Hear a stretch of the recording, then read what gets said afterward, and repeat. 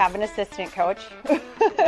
I think really the biggest thing I figured out last year was how important film is, not only just to me, but also to the players themselves, and making sure that you're making comments on the film, even if it's just drill work. Because it's so, especially on special teams, it's so hard to see everyone on the full field, because specials is the full field.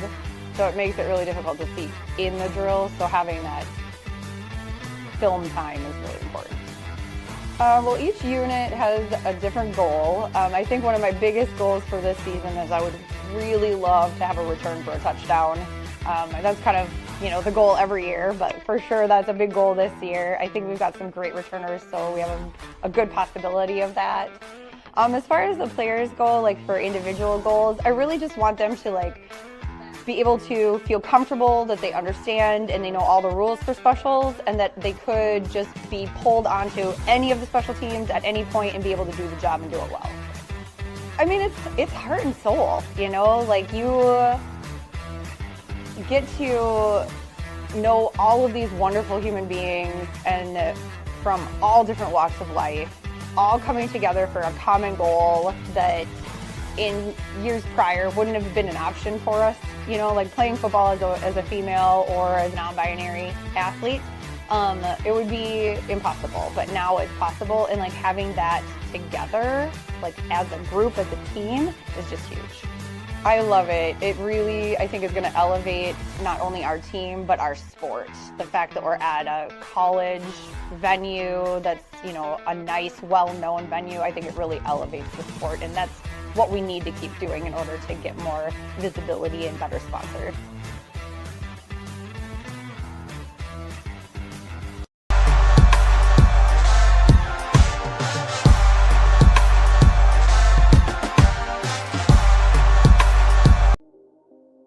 End zone, count it. Touchdown, Minnesota. Well, when you fall short in the season, there's a lot of things you learn. And one of the main things that we've been focusing on this year, and that I learned personally, is that you can do the small things, but if you don't do them all the time, you're not going to get the outcome that you want. And so moving forward this year, those are things that I want to concentrate for myself, but also bring that out in the team as well. It's huge. It's huge for our sport and the level that we're playing. You don't often get to play on college fields. So giving us that experience, it also just shows that people are noticing. It's growing our sport as a whole, and very thankful for Hamlin for even giving us the opportunity. I mean, Vixen football at this point is a legacy in women's pro football. We're the longest running women's pro tackle football team in the world, which is huge. No one else can say that. And us on the team, we try to strive for that every single day. We try to show the public who we are, and being on a team is always doing something bigger than yourself, and I couldn't ask for a better team to do that for. So what are you looking forward to? We have a lot of veteran returners. I'm looking forward on building on them, but also seeing the rookies who have brought so much energy to our team come on in and make a huge impact. So just growing the team from one year to the next, and then implementing those really high-end players that came in, and watching us as a whole start from where we were in January and finish, see where we go in July. I don't often say it, and if you talk to my teammates, I don't often say it, but my goal truly is to get to and to win a championship. I've been here now for almost 6 years. I've gotten there, haven't won one, and so my personal goal is to, kind of like I said for the team, is to build on everything that I've learned in the past and take all of those things and bringing them into this season, and then implementing all the new things I'm learning and bring it to the team, help them understand their capabilities. I am huge on that. If I know someone's capability and they're not striving for it all the time, I get disappointed, and I'm like the disappointed mom, but I'm like, you know what, I know where you can go, and I know where us as a team can go. So goal is to get there, goal is to win, and hopefully we'll see what happens.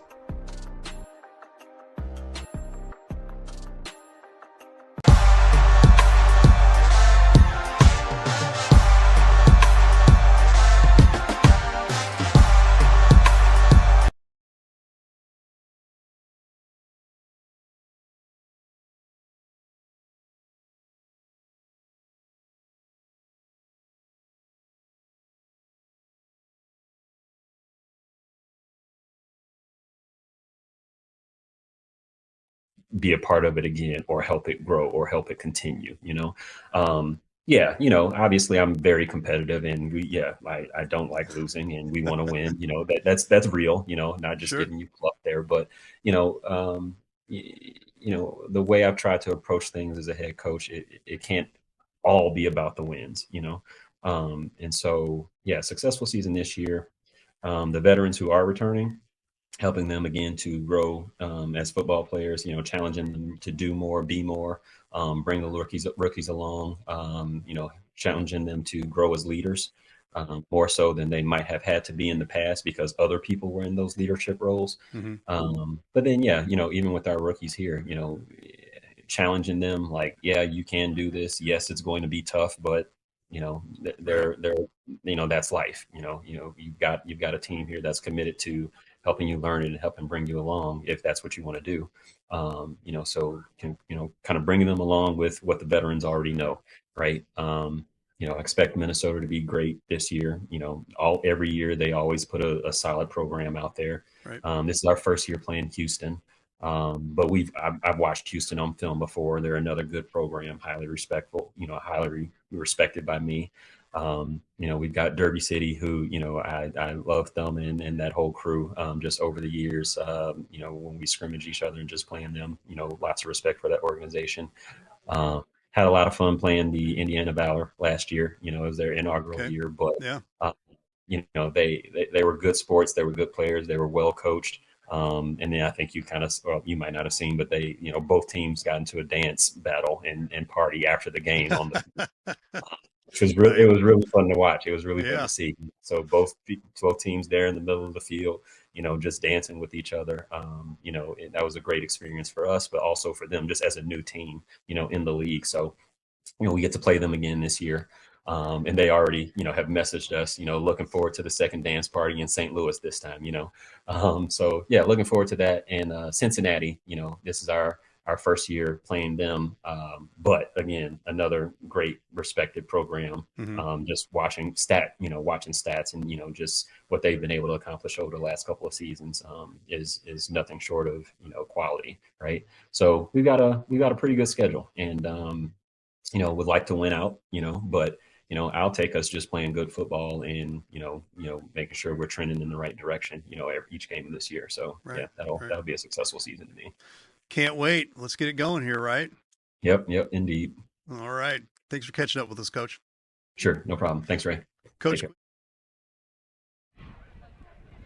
We are back as we get ready for kickoff. You see it going on down in the corner, the Slam getting ready with their pregame routine. Got the flag handy, ready to run out onto the field with that. That was the Minnesota Vixen declining. They won the toss. So if you saw the championship game last year, had Dereshkova kicking off, and she promptly booted 3 of them out of bounds, and they replaced her with the one in there getting ready to kick off right now, which is number 29. That will be Paige Kuplik, set to kick off. So the Slam will be set up to receive the opening kickoff once again on your WFA Game of the Week. Thank you to everybody tuning in across the airwaves. Those of you that have started out tuning in to Livestream STL, thank you. And all the way across the WFA airwaves and the Women's Football Alliance. So that looks like that will be Humphrey, one of them, of the 3 back to get the kickoff, along with Sydney Block. Fresh 15 on the clock, and there's the boot from Kuplik, and we are underway. Cook is going to bobble that, and it's going to roll out of bounds at around the 6-yard line. Not what Coach Q probably wanted to see right off the hop, but here we go nonetheless with that starting line, the fabulous 5 up front, revamped this year. At left tackle, 68, Pam Green. At left guard, 74, that'll be the KG veteran, Antonia Washington. At center this year will be number 53, Jennifer Perkins. At right guard, 59, Tamika Brents. And at right tackle, that will be number 60, second-year veteran. That will be Jasmine Day. Wide receiver package, number 6, Kerrigan Gam, a D1 softball player by trade. Number 9, Sydney Block. Number 7, Kiana Smith. And number 16, Amanda Richardson-Mans with the hands in the backfield will be Jada the Jet Humphrey, and at quarterback, the aforementioned Jamie Gall, the number 1 QB in the WFA. Here's Gall out of shotgun, going to hand it to Jada right off the bat. She's going to break out over the 5 to the 10 to the 15 and is brought down, and we will go over the Vixen defense. That will be up front, one of the captains, number 54, Kaylee Damison, number 82, Augusta Schweitzer, number 98, Cynthia Bryant. Clogging up the middle, another captain, number 30, Megan Dixon. On the outside, you have Jocelyn Tanner. And looks like number 4, Caden Bostic, will be out there as well, too. Along with number 13 at the safety position, Britt Peterson. She comes via the Nebraska team. So here on second down, that is the Jet. She's going to break out again. She gets out to the 20, but is brought down by the front of her jersey. So another carry by Jada the Jet Humphrey to start this championship season. That is just enough to bring up a first down, moves the sticks, moves the chains, get out of the shadow of the end zone, and the Slam are literally and figuratively off and running. Finishing off will be number 18, Caitlin Hove, number 49, Amber Kaufman, 51, Paige Condi, and number 59, Jessica Bartlett on the defensive core for the Minnesota Vixen. Here's Gall, shotgun, hand off to Humphrey. Humphrey being chased by Damison, gets to the outside. She's over the 35 to the 40, steps out of bounds, picks up another first down for the St. Louis Slam. So all 3 plays on the offensive side so far have gone to the run variety. So you still have Richardson and Cook nearest us. Block will be up top. New jerseys this year, by the way, with a little white outline on the orange number. So a little bit more announcer friendly this year, and a little sponsorship from BJC Healthcare. So all new, stitched up, ready to go are the new Slam jerseys, and you see Gall back there with the fluorescent orange turf shoes. Another handoff to Humphrey. She's met and brought down by a trio. Damison leading the way, along with number 96, Cynthia Bryant. Bryant checks in at 5'8", 305, so don't want that laying on you all night. Avoid that at all costs. Beautiful night here in St. Louis, Missouri, by the way, 84 degrees at kickoff, but the sun will start setting. The temperature will go down, but beautiful night here in St. Louis. Again, kicking off week 1 of the WFA Pro National American Conference. The Central Region St. Louis Slam, along with the Vixen and the other team in our conference, the Houston Energy. Here's another handoff to Humphrey. They've read that one, and are they saying that they stripped the ball, or did they blow the whistle? I could not hear, and we'll go over the officiating crew. The referee for tonight, Richard Townsend. Umpire, Keith Washington. Line, Clark Frazier. Line judge, Cedric Robinson. And the back judge, Scott Jones. So that'll be Block coming over nearest us as well, too, along with Amanda Richardson. Mans with the hands, joining Cook. So that's trips nearest us. That'll be Humphrey now to the right, so a makeshift quad, one up top. See if they'll throw it to Humphrey out of the backfield here in this package. She's going to look. She's going to go back the complete other way. Looks like that is Gam. Looks like that was number 6, Kerrigan Gam, getting her first reception, as she is a rookie this year, and that looks like that will bring up 4th down, and back to punt will be Sydney Block. Duties once held by Carrie McMahon. So 4th down, and there is 11-14 and counting left to go here in the opening quarter, and that ball will be placed on the 37-yard line. Gam will be snapping back. Back to Block. Block's going to boom that one end over end.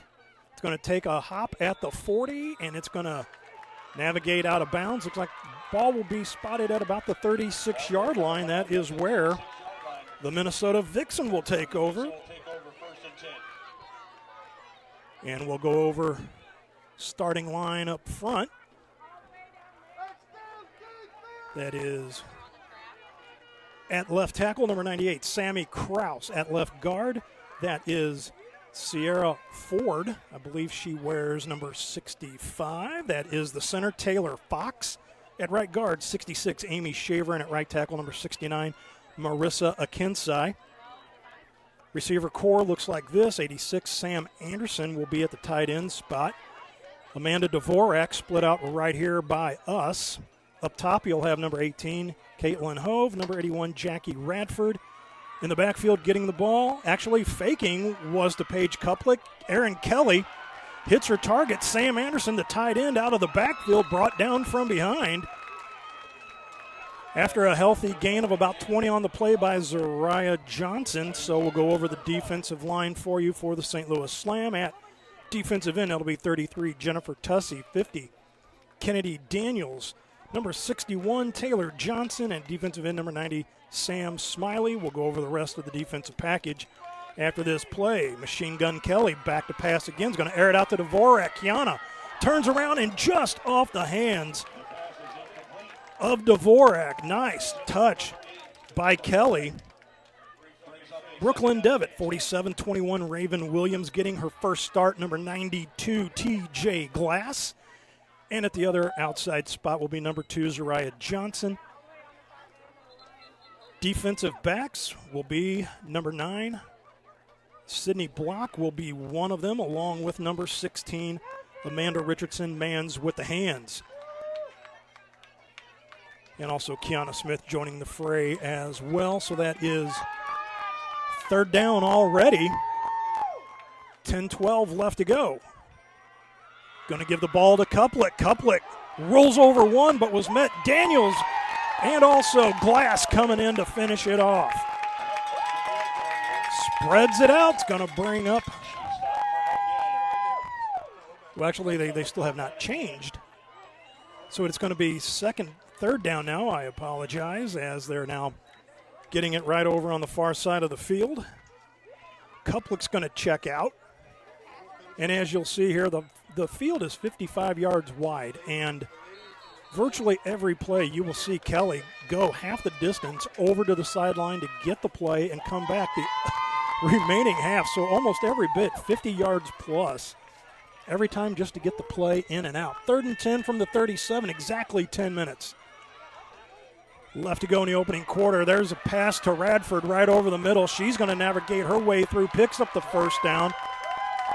Brought down by Devitt and Richardson, but not after a gain of about 18 on that pass from Erin Kelly, graduate of SIU Edwardsville back here in Missouri.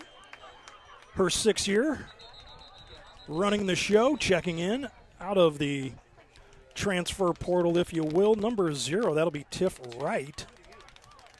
5'4", $140. She comes from the Nebraska Football Club as well, too.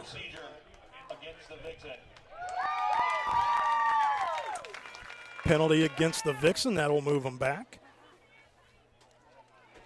So as I mentioned, this week 1 game against the Vixen is the WFA Game of the Week. Also, week 4 on May 16th will be the WFA Game of the Week, with St. Louis playing host to the Houston Energy. And then on week 6, that'll be May 30th. The Slam and the Vixen, again, Game of the Week, except that will be at Minnesota. Handoff to Wright. Wright's going to get to the outside. Kiana Smith's going to chase her out of bounds, along with Glass as well, too. Brings up 2nd down, but on a 1st and 15, brings up a very manageable 2nd down play.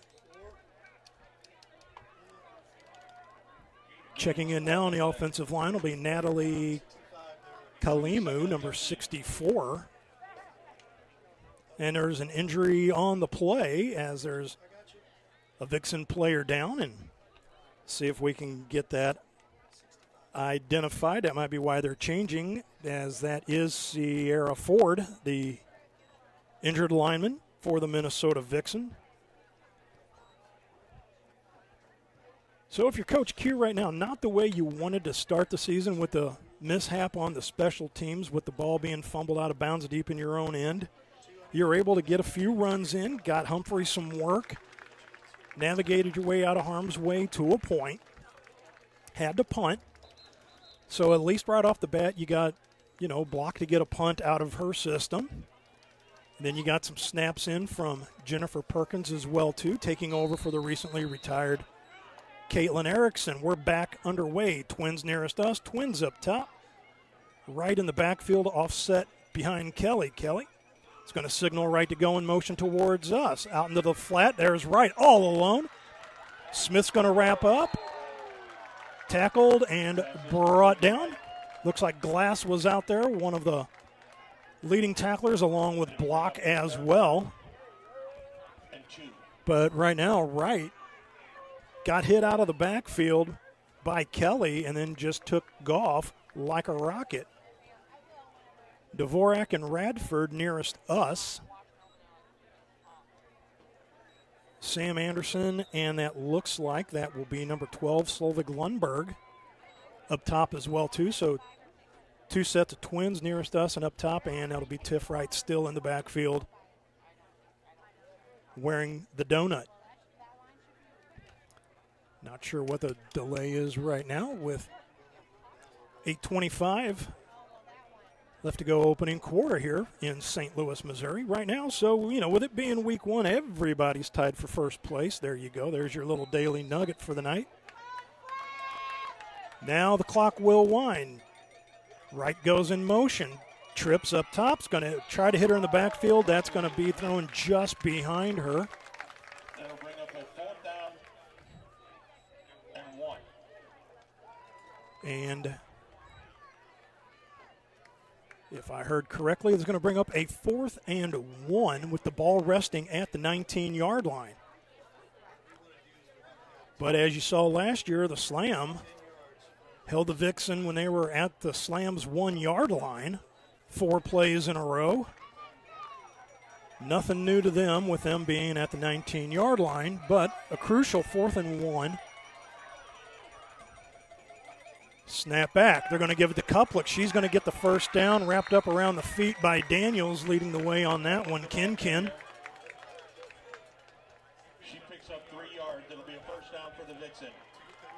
First down for the Vixen. Julia Kempf, number 18, for the Slam in there as well, too. Good to see Julia back in there. So fresh set of downs, just enough to pick up the first, and that's now Vixen ball at just outside the 10-yard line, so the sticks will still remain up. They're going to give the ball to Kuplik once again, and she's brought down. Mary Altapeter checking in. She leads the way along with Tay Johnson. So now they're going to bring in tight end. That'll be Eddie Halverson, number 88. Checking in for the Vixen. That'll be Machine Gun Kelly getting the play from head coach Connor Joe Lewis. Caught up with her before the game. Always nice to see Coach Connor Joe. Pass goes out through the hands of Jackie Bradford. Jackie Radford. So if you're on the St. Louis Slam side of the ledger, you'll take that all day long. That will bring up a 3rd down now, 3rd and 11 from the 11. Kemp still in at defensive end. Looks like Glass is still in there as well, too, along with Kennedy Daniels and Tay Johnson now clogging up the front. They break the huddle. They're going to spread it out. Right back in the backfield. 1 up top, 1 tight, 2 nearest us. You hear the crowd now getting into it. The Slam faithful here. She's going to fake. She's going to go out into the end zone. Has Jackie Radford for the Vixen touchdown. So that will be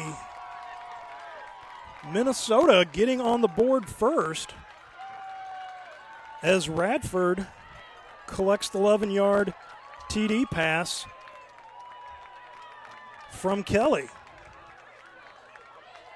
And we await the PAT. It looks like that will come off the foot of Dereshkova.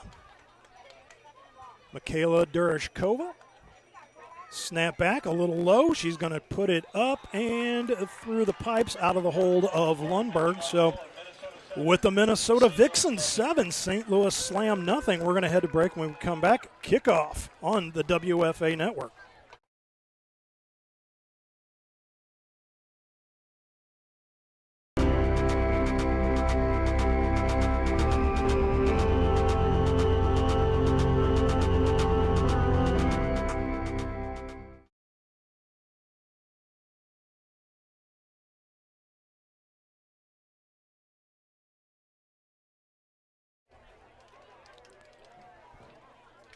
We are back here at Rockwood Summit High School in St. Louis, Missouri. Matt Bates here with you tonight. Thank you again to everybody tuning in all across the platforms making this game available tonight, starting with Livestream STL here in St. Louis, and our feed being picked up all across the airwaves tonight. Amazon Prime out there as well, the WFA Game of the Week.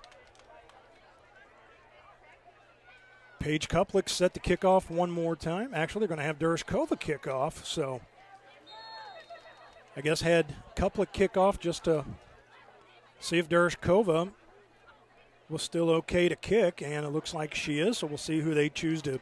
If they want to go back to Cook once again, they're going to go right over the middle. That's going to hop. It's going to roll past block. That's going to go back to the 5-yard line. She's going to pick it up, assess where she needs to go. Out she comes. She gets out at least to the 20. Flag comes in. As already, lid has come off. That was on number 24, Shadana Chancellor Hurd. For the slam, Humphrey. Looks like she's being asked about the penalty. Again, your captains. Legal block, so that'll move them back to the 10, so moves them half the distance. Captains for tonight, number 59, Tamika Brents, number 4, Jamie Gall, number 61, Tay Johnson, and number 21, Raven Williams. Captains for the Vixen. Machine Gun Kelly, one of them. Damison, Dixon. Now what's going on? Because it looks like they're moving back a little farther. Okay. Well, you know, as I always say, just gives Gall more room to work with, but yet she has yet to throw a pass. We'll see if it changes on this possession or if Coach Quincy Davis, Coach Q, is going to keep the running game afoot. First pass tossed out, just out of the reach. That looks like that was Sydney Block. Pass is incomplete, brings up a 2nd and 10. So what I thought the announcer-friendly jerseys were, now these numbers are just a lot smaller than they appear when you're back up a ways. But they are outlined in orange nonetheless. And down on the field earlier with Block and Gam, they look like sisters separated at birth. Twins out top, twins up top. Humphrey to the left of Gall. Gall in her own end zone is going to empty it out. Hits Humphrey, nice block at the 10, gets over the 20. Breaks out over the 30, tap dances, and gets out of bounds. No flags on the play. Nice job of blocking by the wide receiver core outside. Leading the way specifically, number 9, Sydney Block. Nice job opening up that airway for the Jet to take off through. First down for the St. Louis Slam. Gall's first attempt. So that'll be Richardson now going across thought block was coming along as well, too, but I don't see that. Once again, Humphrey to the left of Gall. Ball spotted right in the middle of the field. Toss out to Humphrey. Humphrey's going to get out to the outside once again. She's going to get a few on that. Gets out of bounds, stopping the clock with 5:55 left to go again, opening quarter. Can't say the last time I've heard in a first quarter that the St. Louis Slam have been behind. It's been a hot minute since that has happened. Clock will wind. Slam with the ball once again, but as I said, currently down 7-0 on that pass from Kelly to Radford at the 6:59 mark, just a tick under the 7-minute mark. But right now, 5:39, and the Slammer on the move. Waits the snap from Perkins. Perkins a little high. And that snap almost went over the head of Gall. She gets it. She's back to the 20. Been a while since she's taken a hit of any sort. But protecting the ball was the biggest thing, and that was what we were looking to see right here with the departure of Erickson, how the snaps were going to be after having her manning the ball for the 14, 15 years she was here, thanks to her friend Taylor Hay getting her involved. So Perkins got her work cut out for her. So that is now a big third down. So here's Gall. They put the blitz on. That's going to go incomplete. That was intended for Gam. Number 6, Kerrigan Gam. Again, D1 softball player, giving it a shot this year is the rookie wide receiver. That'll be block. Set the punt one more time.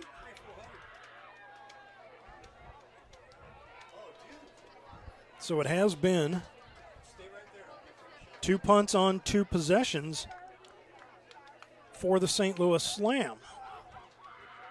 So we'll see what block does here. Low snap. Gets that one off. It's going to come down at the 45. Going to roll over midfield. Going to hop back, and that's going to be downed at the 48-yard line. Looks like that was Gam.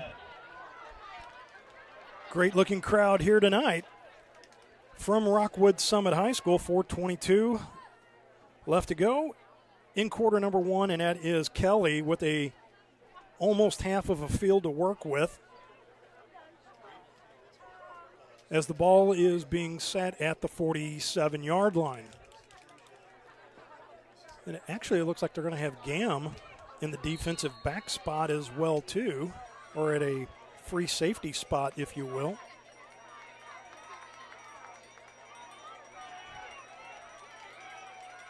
So that is number 34. That's Ray Jefferson up top. He's got the 2 sticks of chalk. Give it to Wright. They collapse in. She's going to cut to the outside, and she's going to get over midfield, gets to the 45-yard line, brought down by Gam and by number 21, Raven Williams. Alta Peter back at her middle linebacker spot.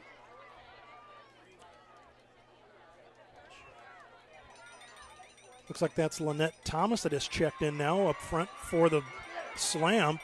Pressure put on by Daniels. That ball's picked off by Gam.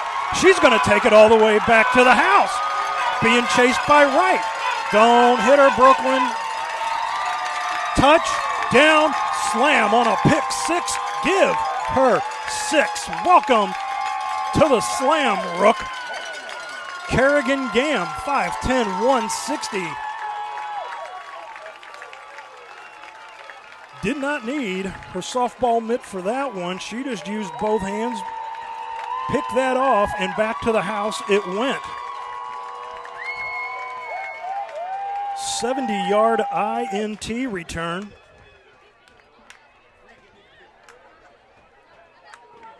That'll be Knightsling. Set to boot the PAT out of the hold of Jamie Gall.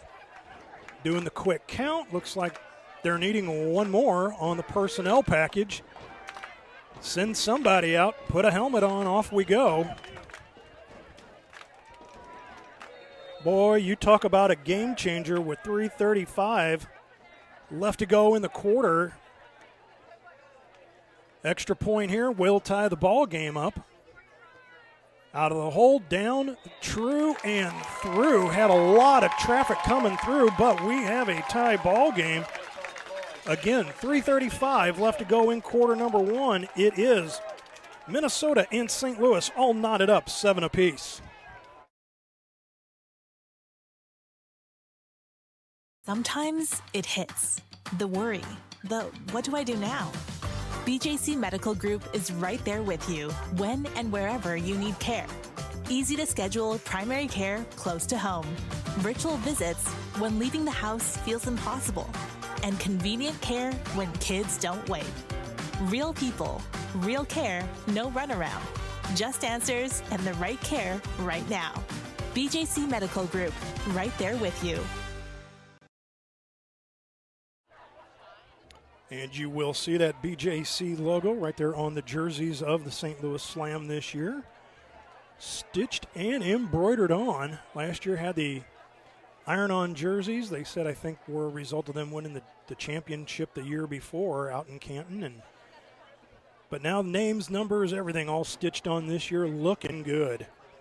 And why wouldn't they? Back-to-back national champs looking for the three-peat this year. You see nearest us, 15, Christy Burkett, along with another rookie, number 13, Mia Brooks. And number 48, Kelsey Becker. Waiting the kick from Knightsling. Knightsling end over end, right down the middle. It's just going to chuck up right at the 20. And that's going to be returned, almost fumbled, as that was 51, Paige Condi. One of the linebackers was back to return that, and return it she did. Gave him decent field position out at the 30, so that's where Kelly and company will take over. So nice job by Gam. Now you feel a buzz inside the stadium if you're on the Slam side of the ledger, as that created a little something, created a little fire, as, again, not used to seeing the Slam behind this early in a ball game. Talk about a jolt of lightning. Gam with the pick six. They're going to give the ball to Kuplik. She's met in the hole promptly. Trying to see who that is getting up. That's Tay Johnson. Talk about two immovable forces. Tay Johnson, 5'8", 305. Come on now. Daniels now moved out to defensive end along with Kempf, and that'll be, again, 94, Lynette Thomas in that forefront for the Slam. Kuplik behind Kelly. Snap at the knees. They're going to give it to Kuplik anyway. She breaks out like a shot over the 40 to the 45. As we said last year, you got to get Kuplik going east and west, because once she starts going north and south, well, you know, we'll let you do the math on that. Again, 5'6", 190 is what they list her at. She's going to come out. She goes east-west, slips out of one tackle. That was Glass. Now Block and Thomas and Williams all joining in there along with Kempf. Brooklyn Devitt's slow to get up. But a big slip out of the tackle as Glass went to get Kuplik, and, you know, every game we see him now, because the last couple of years we've seen him 3 times each season. So she's not new to the Slam, and the Slam aren't new to her as well, and you're going to take a couple to bring her down. She's a load. Wright's going to check in now. Misdirection handoff. She's going to navigate her way down to the 35-yard line. Give her a gain of about 5 on that carry. Cuts that in half. Should bring up about a 2nd and 5.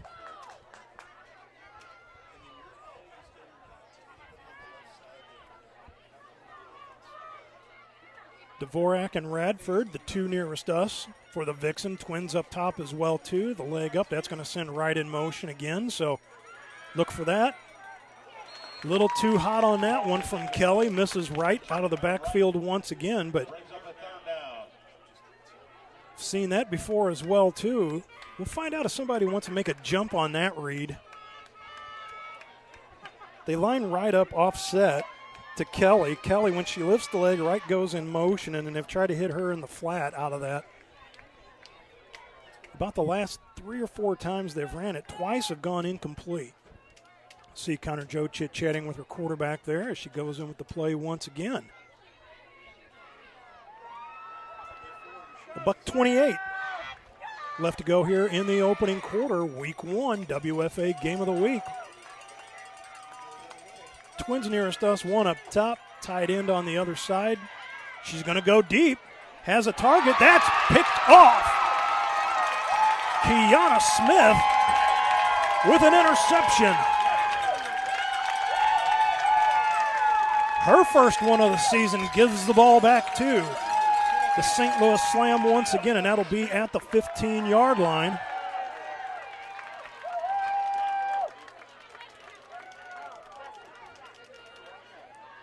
So Kiana Smith getting her first INT of the season, but Erin Kelly tossing her second one of the season. Except this one didn't cost her 6 points this time. So back out comes Jamie Gall. Every time has had a long field to work with. Why would this one be any exception, sitting at the 15.5, or maybe 14.5 yard line? So 86 yards to work with, and that is now Shonda Chancellor-Hurd in the lineup. Back in the backfield, they're going to hit Humphrey out of the backfield. She's at the 30, working her over the 25, getting out close to the 30. But Chancellor-Hurd, 20-year veteran.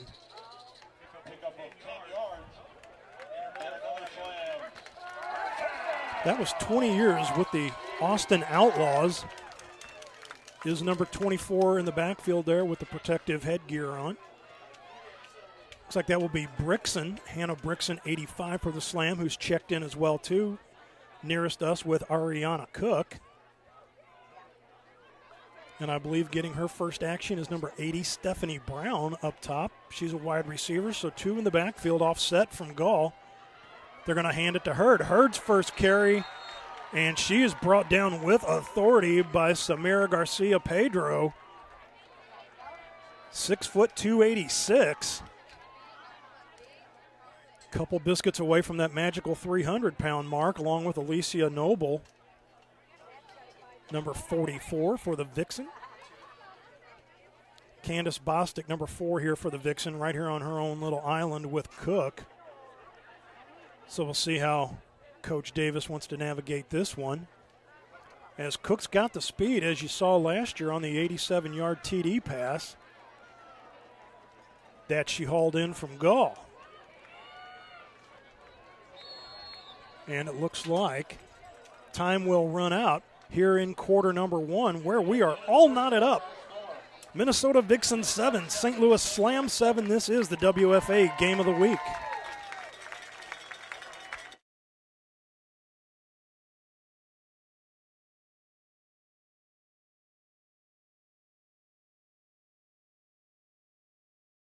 The future of technology is with us. You might be thinking, Doc, this is truly amazing. And we got. Hey, is the projector ready? Come on, time for a team meeting.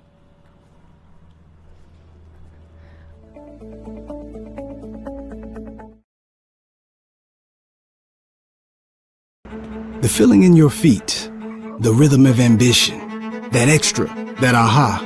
that sight, That something. the click, the shift, the boom. And you're there. The mess becomes a map. And you call it art or science or code. Because now you know the way forward. For all the moments that drive you, there's edX. Fuel your ambition with thousands of job-relevant courses and programs at edX.org.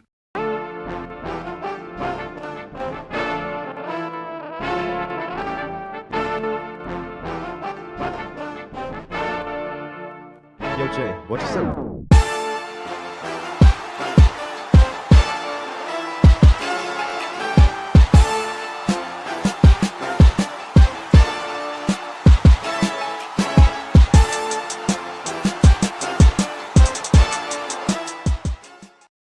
LFG 2026. Shout out to James. From Knightsling made it 7-7, and that's where we stand right now. That will now be the slam going right to your left on your television. Twins nearest us, Twins up top.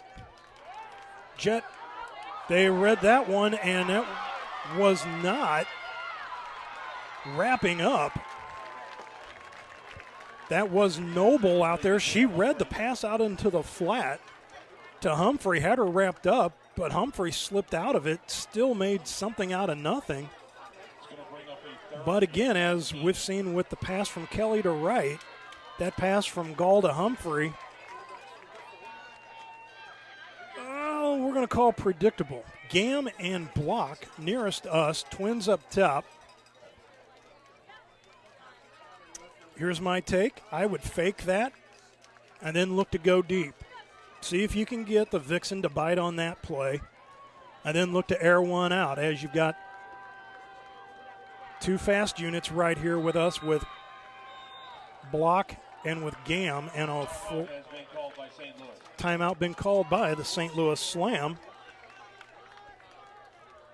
Just a few seconds into, 36 seconds actually, into quarter number 2.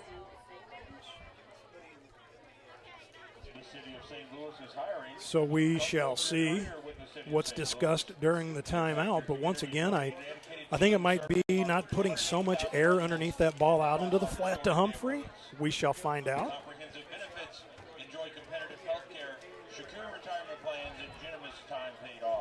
Upcoming games for the Slam, their Week 2 game. That'll be against the Cincinnati Cougars. They were the number 3 Division II team last year. They're bumped up to the Pro Division, and they're over in the National Conference on the East region. That game will also be at Rockwood Summit. Week 3, we'll see the Slam on the road at Houston to take on the Houston Energy. That will be a conference game on the road. Week number 4 will be St. Louis heading back out to take on the Vixen once again. Week number 5, they will be at Derby City to take on the Dynamite. And then week number 6, the final regular season game, they'll be at home against the Division II opponent, the Indiana Valor. But that game will be at Afton High School. Back to the action. Gall, shotgun snap. Looking to go to her right. Has her target and just misses Ariana Cook. That's going to bring up fourth down, and not the most ideal punting scenario, but no points off the turnover if you're on the Vixen side. Britt Peterson back to return, one of them along with Condi as well too. So we'll see what kind of boot Block wants to put into this one. But got to have that clean snap first, and then we'll go from there. So snap back, that's low. Block collects it. Kicks that one end over end. That's going to go to Condi, plays it off the chest. She has a wall around her, but cannot break out of the tackle. Along the sideline over there, 34, Robinisha Wood.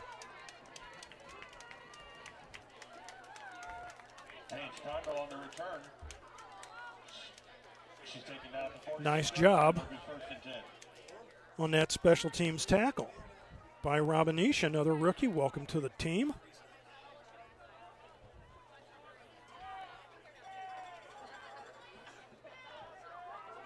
So that will now be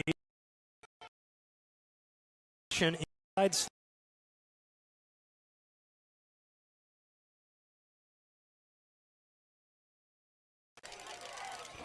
Twins nearest us, tied in and one up top, right in the backfield. She's going to get the ball. She's going to take her chances up the middle. That's Lynette Thomas with another tackle. Give her a gain of about 3 on the play. Gain of 5 on the play. Well, okay. Make it 5. It'll be 2nd down and 5. So 2nd and 5, that's Solveig Lundberg, wide receiver nearest us with the fluorescent sneakers on. There's 2 up top. Going to hand it off once again. That's going to be Daniels wrapping her up right at the point of contact. Johnson a little slow getting up. In there, Kempf as well, too. Maybe give her 1 on that. Wright's going to check out. Now they're going to bring in that Thunderball, Paige Kuplick. So needing about 4 yards on this to get the first down. I would look at Kuplick getting the ball, but you've got to figure out how to make contact with her right off the get-go. Because once she gets going, that's a load to bring down. Twins up top, that's Dvorak and Radford. 2 nearest us. Kuplick in the backfield. Now she's going to go out. She's going to spread out. They don't even look her way. Goes across the field enough to get the first down. As that was Radford. So 3rd and 4, they get 5. That'll move the chains. Another first down. Clock moving. So are the Vixen. Kuplick, stop, drop. Kempf holding her up. Kennedy Daniels, the coup de grace, finishes her off. Tackle for loss on the play between those two. Checking in, Eddie Halverson. Checking out will be Mackenzie Reed, number 84 for the Vixen. So Solveig Lundberg and Radford nearest us. They're going to go to Kuplick up to the top of the package. She gets spread out, trying to turn the corner, forced out of bounds at the 30-yard line. Gain of 6 yards on the play.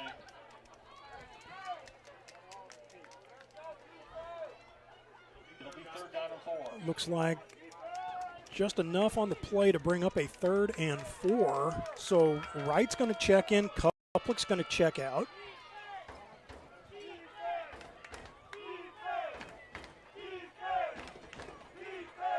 Once again, Kelly got to go all the way to the sideline to get the play. Nobody can bring it in to her. So as the play clock's ticking down, now you got to hope you've got the right personnel out there. They're going to go trips nearest us now, 1 up top, right in the backfield, see what they want to do out of this package. They're going to go out, hits the tight end, missed tackle out there from Zariah Johnson. Block and Daniels to finish her off at the 29-yard line. Zariah Johnson, ZJ had her back behind the line of scrimmage, broke out of that tackle, picked up a few in the process, and that will now bring up what appears to be about a 4th and 3, 4th and 4.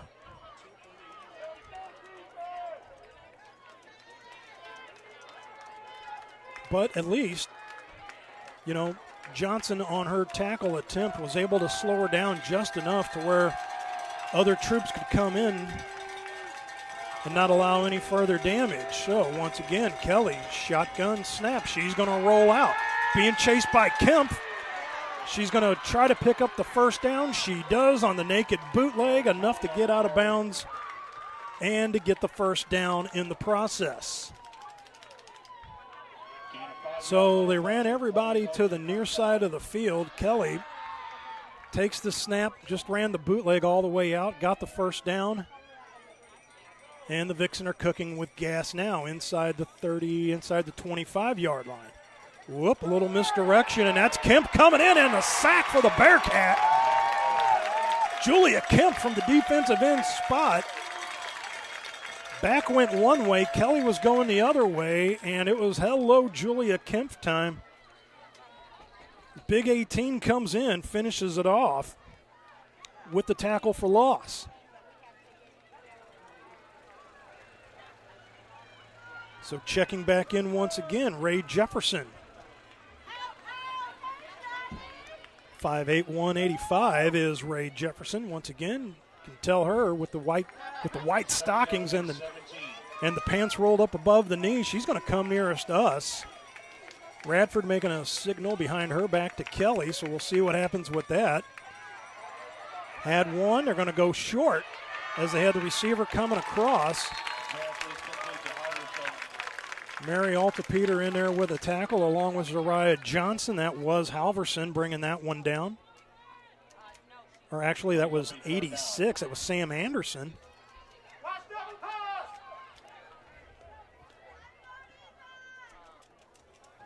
So clock is running now as we are 8:45 and counting until halftime. And the 40-second play clock hasn't budged at all. So big third down play here, both for the Slam and for the Vixen. That is Jefferson nearest us, one-on-one. Kelly not looking that way. Here comes Daniels and Lynette, but they're going to go up top to Dvorak, and that's going to go off her hands once again, so that's going to bring up a fourth down. Checking in will now be number 65, Sierra Ford, and that will be checking out 64, Natalie Kalimu. So it looks like the portion of the scoreboard with the down and distance, that has gone by the wayside, but we do know it's fourth down. And with tackle for loss from Kemp, looks like that will now be fourth and about 15. That is just inside the 30-yard line. So fourth down play here. Twins up top. Twins nearest us. Kelly, low snap coming in off the end. They're going to go to one of the corners. That's going to fall incomplete. That's going to be a turnover on downs. Pass intended for Ray Jefferson, but that was well overthrown, and that'll be the Slam getting a huge stop on the Vixen. And at least somewhat decent field position for the Slam to at least start this possession with. As I was going to mention earlier, in the black uniforms, they're going right to left on your television screen. That is the Vixen traveling with the white tops, black bottoms. And you see the way the sun is setting, everybody getting their retina fried on the field, trying to figure out what the play call is coming in from Coach Q. So Gam, nearest us, blocks coming in to the tight end spot wearing the yellow gloves. Jet to the left, now going to the right. One up top as well, too. Gall awaits the snap. She's going to drop back. She's going to air it out. And it falls right in between Kiana Smith and Ariana Cook. So another one that just kind of,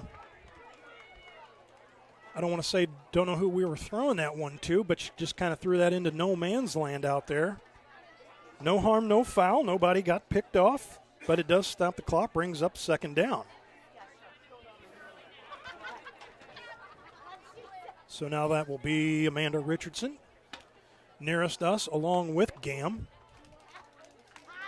Block will remain now at a offset tight end. Call that a flanker, if you will. Cook up top. Going to give the ball to Humphrey. Humphrey, she's going to break out. She cuts around. Flag down, so that one should probably be coming back after Humphrey picks up the first down. She's run out of bounds after a gain of 12. There is a flag on the play. Looks like Garcia Pedro lost her lid, but a holding call on the Slam's going to bring that back. Brent's shaking her head. looked like clean play to me, but again, I'm not down there on the field along with your referee tonight, Mr. Townsend, and the umpire, Mr. Washington. They're a little closer to the action than we are up here in the press box. So Richardson's going to go up top with Cook, and that will be Gam and Block once again nearest us, with Humphrey in the backfield with Gall. Taking a long time getting the play in here as the clock is still continuing to roll as we've reached the 7:38 mark and counting. Gall came in, she backs up. Richardson in there as well too. Gets the snap. Modest throw, hits Richardson. She's going to get the first down and gets out of bounds. Mans with the hands picks up the first down for the Slam, and they are moving. Give her a gain of 19 on that reception. So nice job by Mans, gaining some confidence from her quarterback, Jamie Gall, being targeted on that throw. And Mans Richardson collecting that one in a big spot. So that will now be Richardson and Gam with Block with the tied end package nearest us. Cook one-on-one up top. Now Humphrey directly behind. She gets the ball. Richardson with a block to spring her out. Misses the neck tackle. Does Noble once again. Gain of a couple, maybe two on the play. Megan Dixon sticking her nose in there with the tackle.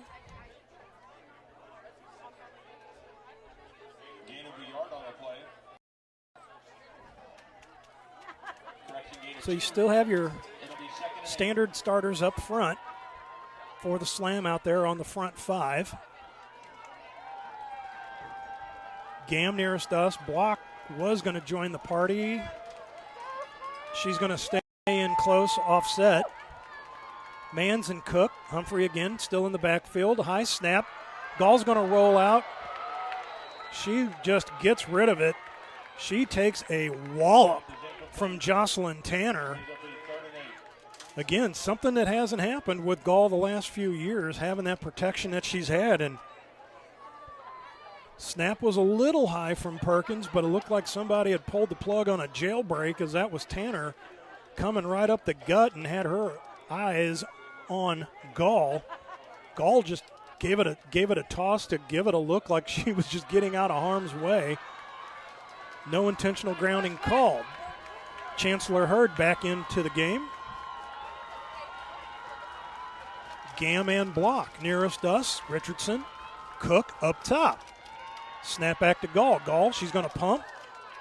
Had Gam, went up to get it, and it drops out of her fingertips, and that will bring up fourth down. So the Slam, I think, have punted more time in just this first half than they did all of the last two seasons combined. So that'll be Block once again, set to punt.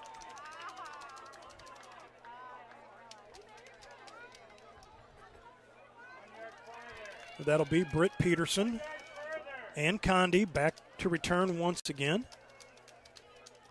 Not often you see two of them back there to return a punt, but they do anyway. Britt Peterson, we saw her last year with Nebraska. She's a force to be reckoned with. Here's Block. Gets a nice spiraling punt. That's going to navigate out at the 32-yard line.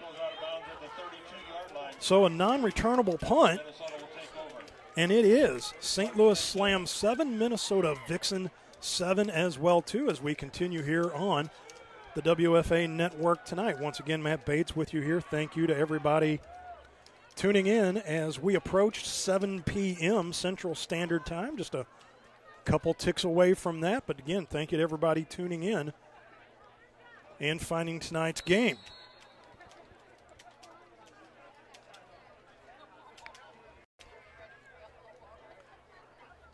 And with the expansion of our broadcast horizon tonight, we'd like to also thank any military checking in across, serving our country as well. Thank you for all you do, keeping the red, white, and blue safe at home. Kelly goes underneath now, gets the snap and a pitch out to Kuplik. Look like a hold up top. That won't get called. Kiana Smith.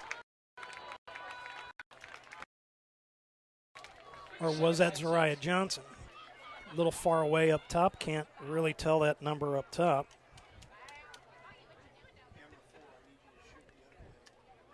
But the clock is still rolling now as we approach the 5-minute mark until halftime.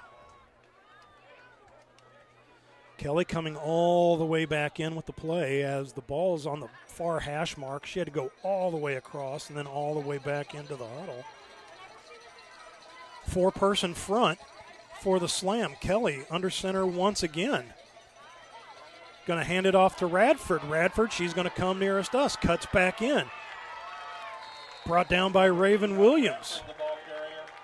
Almost got to watch out there for a horse collar tackle, but to no avail.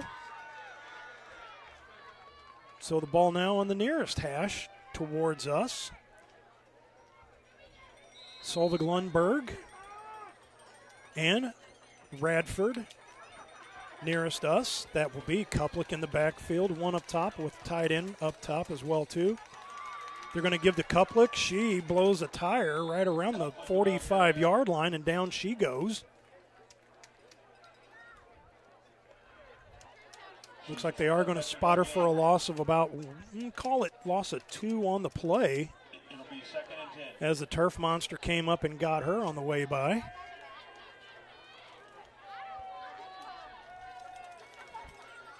Kelly heading back in. Been a hot minute since we've seen her looking to air one out. So, but she's been going underneath center, which is something you don't see much of anymore at all. Now she's going to go back into standard shotgun formation. Gets that snap. Going to fake the throw. Daniels putting pressure on. Here she goes. Had Lundberg in her eyesights. Kiana Smith just about gave up on the play and just about lost that to Lundberg, who had nothing but green carpet ahead of her. Well, look at me. I'm telling you right now, Kelly didn't miss her by much. And it might have been just a little subtle contact with Kiana Smith was all that was between 6 points and the incomplete pass. Mercy. Well, if you're the St. Louis Slam, you're wiping your brow and thanking the heavens for that one. That brings up now a long third down. Call it 3rd and 10-ish, 3rd and 11. Right in the backfield, low snap. She's going to drop back. She's going to go over the middle. That's bobbled and dropped. Thank you very much.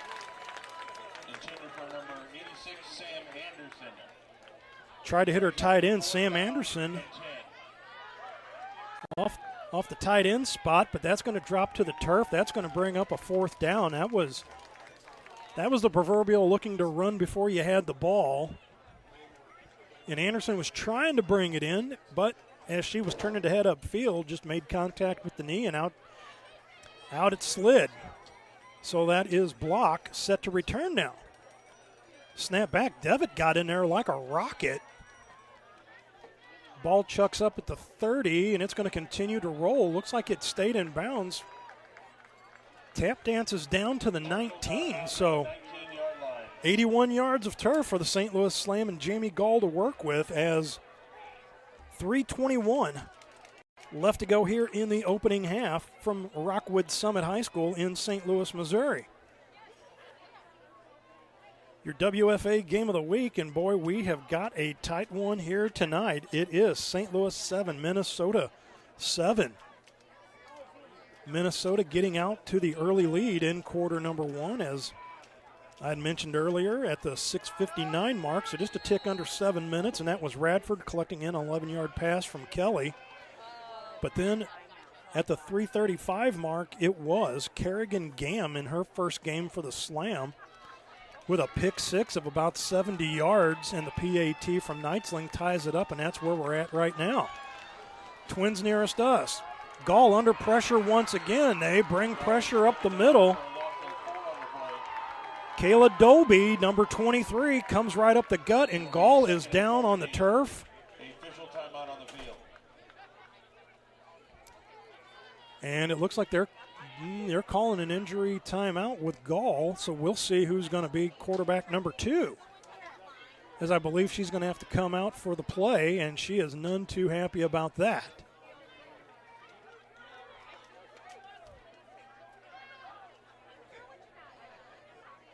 So a collective deep breath being held over here on the Slam sideline.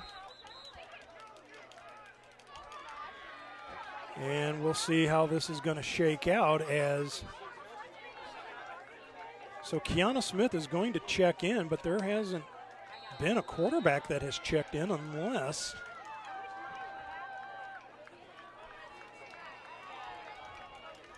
So that'll be Gam calling the shots here for the offense. Kerrigan Gam, she's going to hand off to Hurd. That is going to go nowhere. She's driven back into the end zone. And momentum's going to be stopped just outside the goal line. Gall chomping at the bit to get back in there once again. So it is now going to be 3rd and a country mile. They're going to call it 3rd and 20.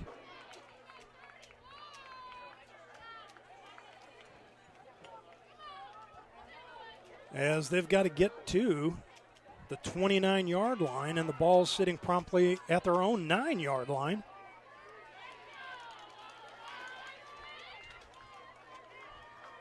So a lot of carpet to cover. So, 1, you want to get out of the shadow of the end zone. Number 2, you at least want to get some distance to where if you do have to punt, you're not in your own end zone to do it, because Minnesota has taken some strategic blows up the middle, and we have now reached the 2-minute timeout. This is the WFA Game of the Week right here. We'd like to recognize and thank our supporters, our sponsors, BJC.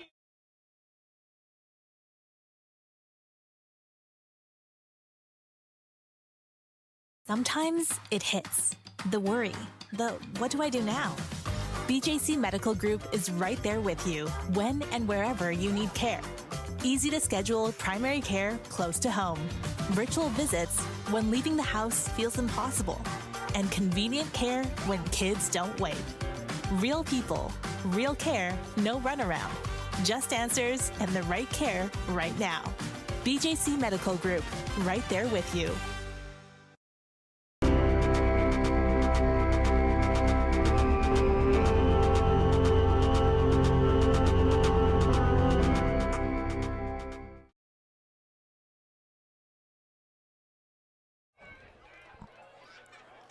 Matt Bates back here with you out of the 2-minute timeout break. And so we'll see what happened with Jamie Gall during halftime. I think she was just slow getting up, and the referees blew it as an injury timeout. So Gall had to come out for a play, as that was just a protective measure for the player. But in the process, Gam with the handoff to Chancellor Hurd. And hard count by Gall. Was she able to get him to draw off? It looks like another timeout taken by St. Louis.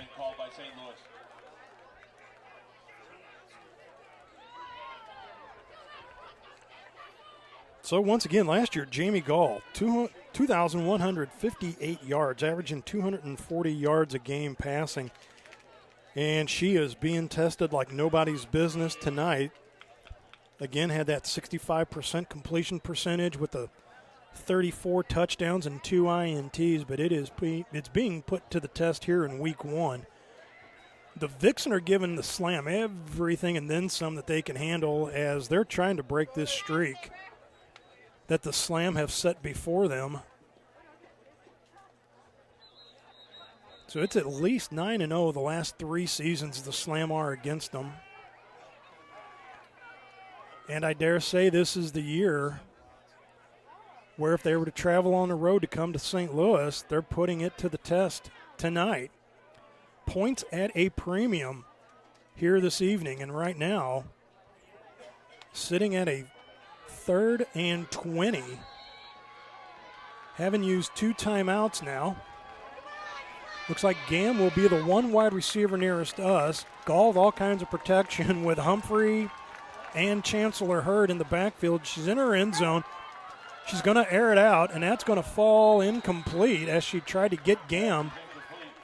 They went from one-on-one coverage, but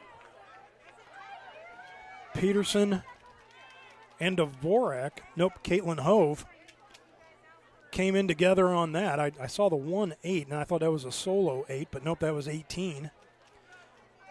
And punting out of her own end zone will be Sydney Block, and I dare say I would watch for the Vixen to put on a block. As right now, Sid's every bit 8 yards deep in her end zone. And as I said, points at a premium right now, so if you get even a safety, the Vixen would get the ball back. So we'll see what they have lined up. She's going to get the ball away clean. Condi going to take that. They're going to hand it to Peterson. Peterson's going to shift her way through. She gets over the 30, just shy of the 25. But nice job by Block to get a decent punt away out of the depths of her own end zone. But now you're giving Kelly and company a short field to work with. Testing the mettle of the St. Louis Slam defense right now, and I got to dare say they have stepped up big to help account for some of the deficiencies going on the offensive side of the ball at the moment. So it looks like Gam couldn't tell if she was hobbling, but it looks like she's checked out. So Richardson will be in at a defensive back spot. Block will be at free safety.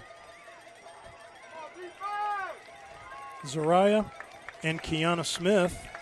Now they're going to move up, offset linebackers, if you will, but there's going to be coverage. Here comes Kennedy Daniels in her face. Zariah Johnson breaks it up. Vixen are looking for a call. Nice job by Johnson. She jumped on the protection there. Went for the ball and didn't allow it to come to her. So that will fall to the ground. That will bring up a second down. And that'll stop the clock with 98 seconds left to go until halftime.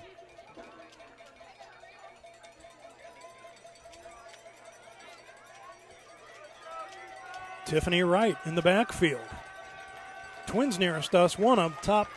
Tight end up top as well, too. Going to hand it off to Wright. Wright gets through the first wave, but that will be Raven Williams and also Lynette Thomas, bringing her down after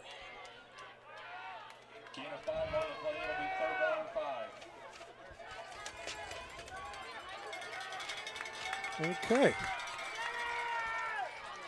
Under a minute. And you have Wright trying to break out, but is denied by Sydney Block.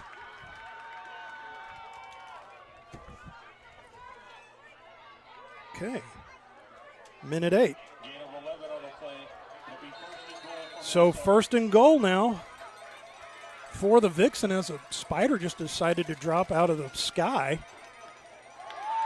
Look to go across. Misses her target. That was Dvorak. That's going to stop the clock.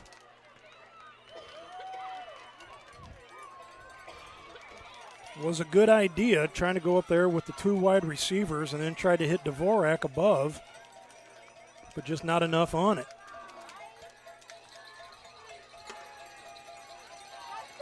So now that will bring up second down. Ball looks like it is sitting at the 6-yard line.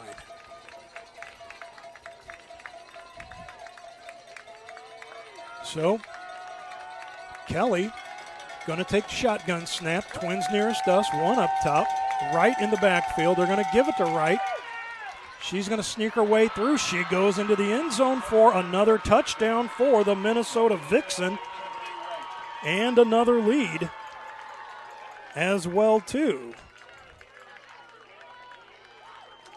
So 6-yard run from Wright as we now await the PAT off the boot of Dershkova.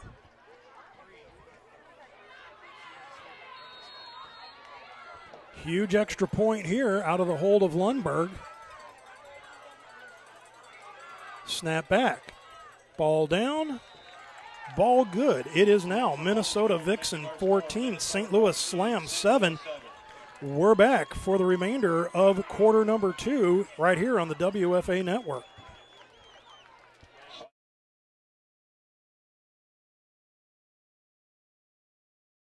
Sometimes it hits. The worry, the what do I do now? BJC Medical Group is right there with you when and wherever you need care. Easy to schedule primary care close to home. Virtual visits when leaving the house feels impossible.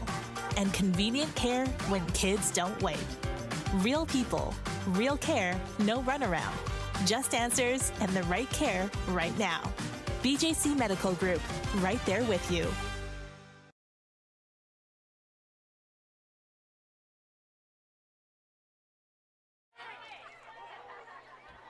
Back here with you at Rockwood Summit High School in St. Louis, Missouri, and it is now the Minnesota Vixen taking another lead, this time 14-7. Paige Kuplick back to kick once again.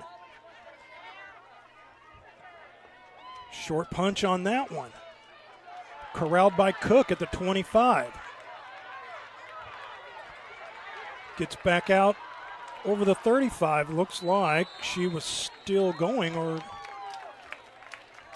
looks like the ball might have come out and was picked up and still brought along by the Slam. But as we approach halftime now, possibly last possession that the Slam will have before halftime. Paramount that they get points off of this, as the Vixen are set to get the ball to start the second half.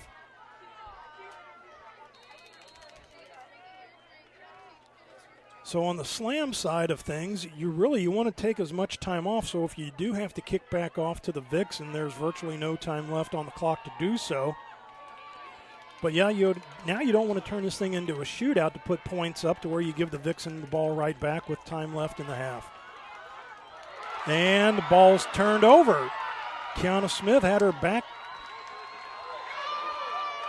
And what a shot on the sideline, but that is an interception, as that was Bostic picking that ball off from Gall, as the receiver hadn't turned around yet, but Bostic saw it, and now Vixen are set with 39 seconds left to go in the half as they got the ball deep inside Slam territory once again, and they are putting some kind of pressure on this St. Louis Slam ball club at the moment.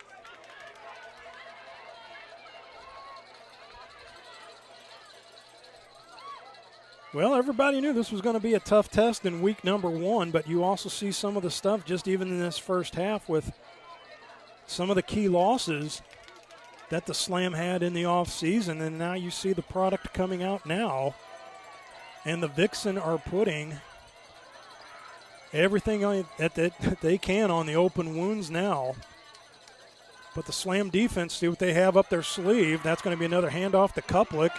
Look like another hold up top. She's going to go along the sideline. She gets pushed out by block. It looks like Richardson ran over in the process. She gets up. She was a little slow, but still gets up nonetheless. So after a pickup of 11 on the play, got out of bounds and stops the clock with 30 seconds now. Heads up play to get out of bounds as well, too, not get stood up inside the field of play. It'll be 1st and 10. So Vixen break the huddle after the first down run. One up top, two nearest us. That's Radford and Lundberg. Kelly, along with Kuplick in the backfield. And looks like you also have Halverson in there at tight end as well. Another handoff to Kuplick. She's already to the second layer. Alta Peter getting into a little shoving there with Halverson. Timeout has been called by Minnesota. Minnesota calls a timeout. 18 seconds.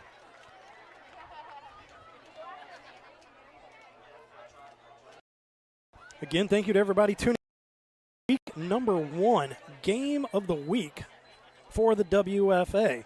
Once again, be sure to take part in tonight's and to everybody that has tuned in along all the other platforms that our broadcast is being shown on Pluto TV, Swerve Women's Sports, Prime Video, Unbeaten, DirecTV, and the All Women's Sports Network, AWSN.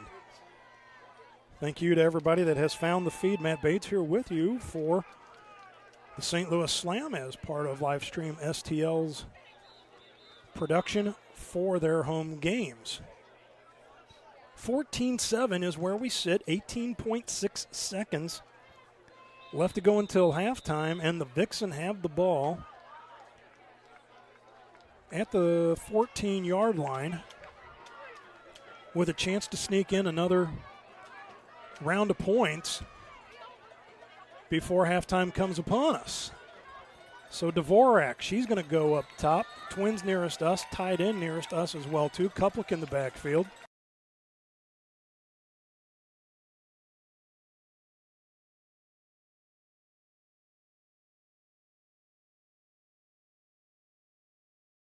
Kelly, all alone, no pressure, hits her target. Zariah Johnson looks to get the tackle. Thought she stepped out of bounds. Apparently not, but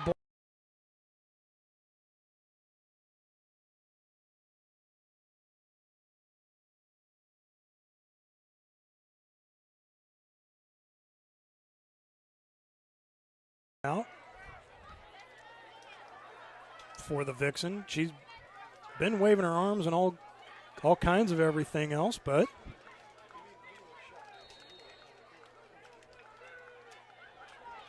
okay. So I don't think she blew a timeout. I guess that the clock stopped because the receiver finally went out of bounds, but so it's first down inside the 5. So my guess, like last year, Kuplik should get the first handoff. She's going to go to the corner of the end zone, screened off.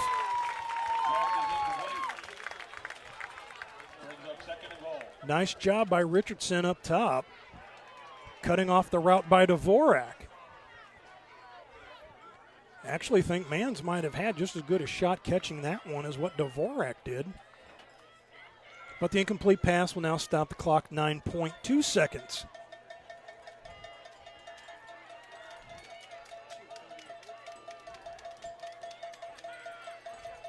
This Slam defense, I'm just telling you right now, the Vixen are throwing everything they can at them, and this is the thing keeping them in the ball game at the moment. Bend but don't break, and here we go. Second down. Snap back. Kuplik. She's going to navigate her way down to the 2 and is stopped there. 1.7 seconds left to go as another timeout has been taken, but the big ball of thunder known as Paige Kuplik got stopped. It'll be third down and goal.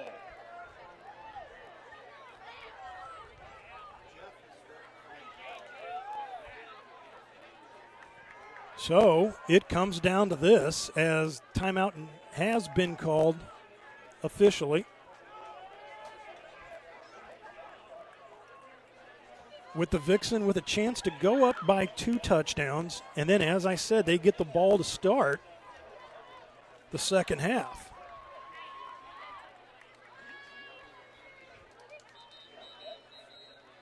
Slam defense has been under pressure all night from the word go. Slam offense from the opening kickoff as had the fumbled kickoff that rolled out of bounds at around the 5-yard line, putting the Slam offense, and it seems like it's been in a hole they just can't get out of. And if it weren't for the pick 6 on defense, as looks like an attempted field goal now, but watch for the fake because that is not Dereshkova. Lundberg puts it down, and that will go through, and that is now a 17. It is Minnesota 17, St. Louis Slam 7. We have reached the halftime show. This is the WFA Game of the Week right here on the WFA Networks and Livestream STL.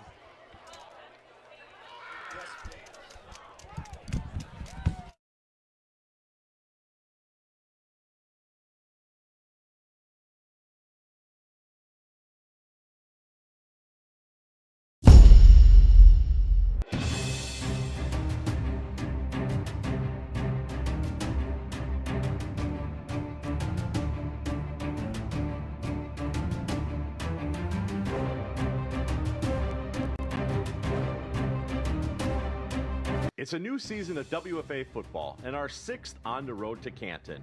This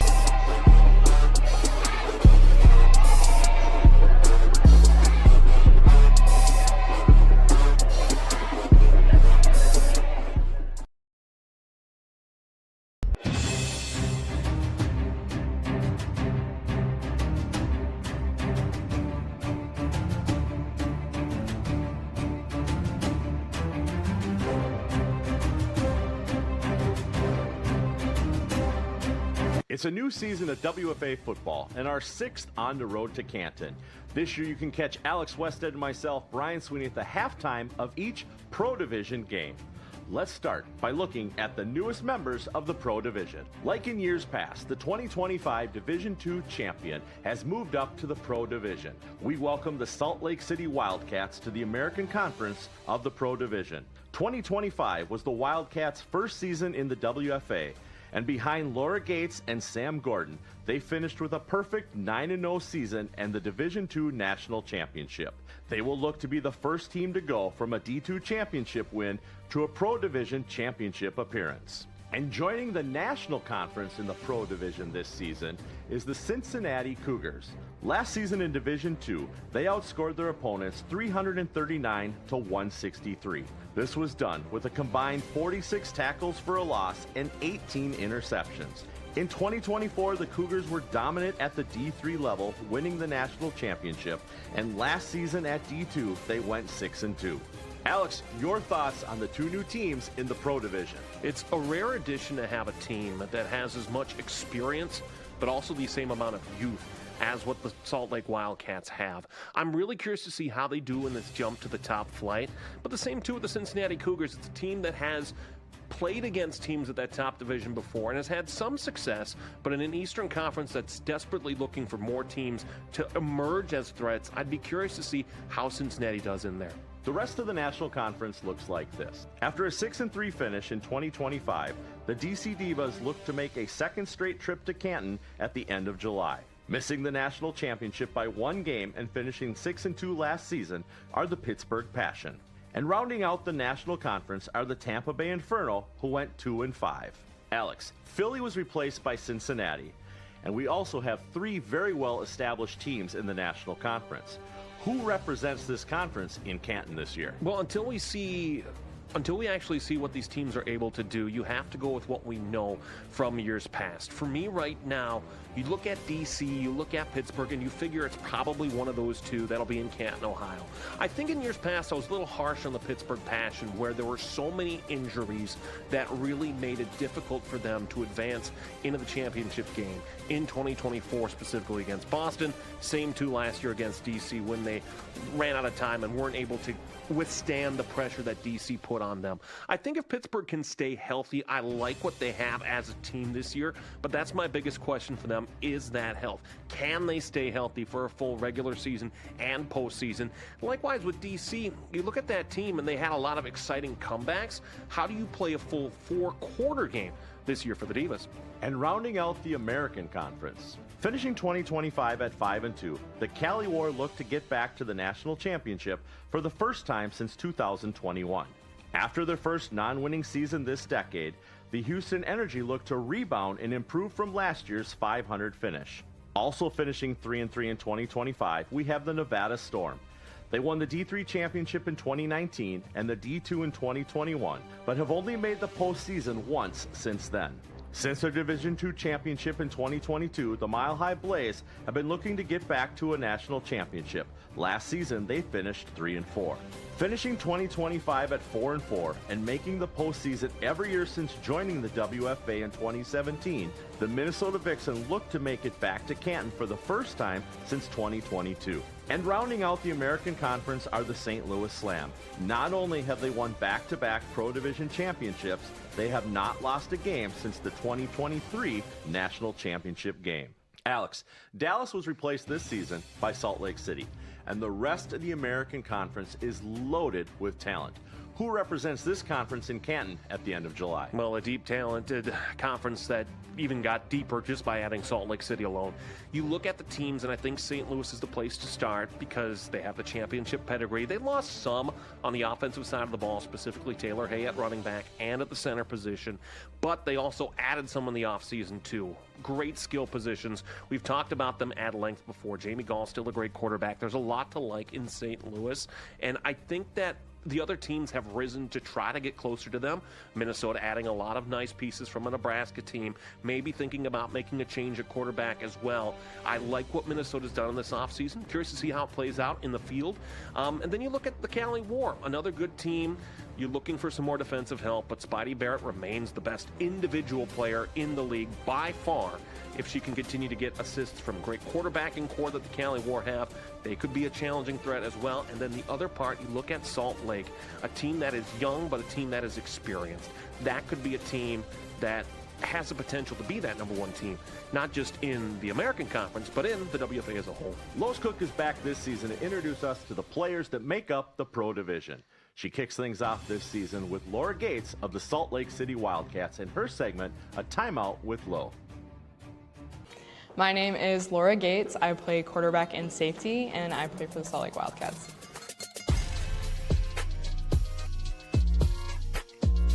You have a very special beginning to the WFA. Tell me, where did the Wildcats come from? So I started the Wildcats. I've been playing since I was 10. I played on a different women's football team based in Utah. It wasn't everything that I wanted for women in sports. It wasn't everything that I wanted personally for my football career. So might as well start a new team. What happened as a result of that season? In 2025, we won the National D2 Championship undefeated. What does that feel like? Oh my gosh, when we won the first game, I cried. You don't really know what it's gonna be like when you're creating this team in this environment and you're just going kind of blind. We didn't scrimmage anybody, like we weren't able to have that. So going into the first game, I don't think I've ever been so nervous in my whole life. And then, you know, we were super successful, and I just remember crying after the first game and like hugging my dad. Just being super excited, and then seeing that progress continue, and this year hopefully continue to do that and bringing the next level. What do you want for women in football? What do you want for your football? I just want to show how aggressive and passionate and how well we're able to play the sport. I wanted more competitive side of the game, and I was hoping to bring that, and luckily we did. When we were first trying to figure out which league to go to, when we talked to Lisa, it was almost like an instant, this is where we're coming. It was everything that we were looking for as far as competitive nature and just being able to also show everybody else like what we're capable of. The WFA just gives us a platform to be able to showcase what happens when you have youth. And they have a program for it, somewhere that they can have a sanctuary and to be able to develop that talent at such a young age, give the girls somewhere where they want to go. And the WFA provides kind of us being able to show that. We did last year when we played in the championship, and now hopefully other states can start to grow their own, and they can start developing their youth programs and being able to feed into their own teams and having such a high success rate. Now I know I'm able to do anything and continue to just play football, but now I get to play through the WFA Pro, and that is part of my backstory, and that's part of my success. That difficulty and those trials that I had to overcome, now presenting into the WFA just makes it so personal for me and just brings that happiness out and kind of is a safe place now where I get to go. I'm looking forward to see what Laura and the Wildcats can do in their first season at the pro level. All right, Alex, we have Lois's picks. Who do you think gets the wins in week 1? Cincinnati or Columbus? I think Cincinnati takes this one. Big win over them last year. I'd like the same again here to start this year. Minnesota at St. Louis. Minnesota, nice additions on the offensive side. If this game is in Minnesota, I have a different choice, but with it being in St. Louis, I take the Slam. Houston at Zydeco. Houston, a team that underperformed last year, playing against a team that didn't play last year. Give me the energy here in this one. Nevada at Oregon. Nevada, I think, just slightly, a little bit of a down season. The way that they ended their regular season is a concern for me, but I like Nevada in this matchup. Salt Lake City at Mile High. Oh, good luck to the Mile High defense. Give me Salt Lake all day long. And finally, River City at Cali. Cali, 100%. Again, Spidey Barrett just exploding onto the scene, and we'll do so again to start this 2026 season. Enjoy the second half of tonight's game, and we'll see you next week on the road to Canton.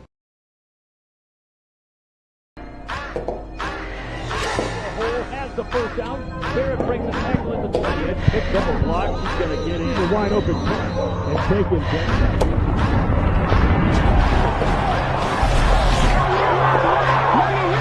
It's time.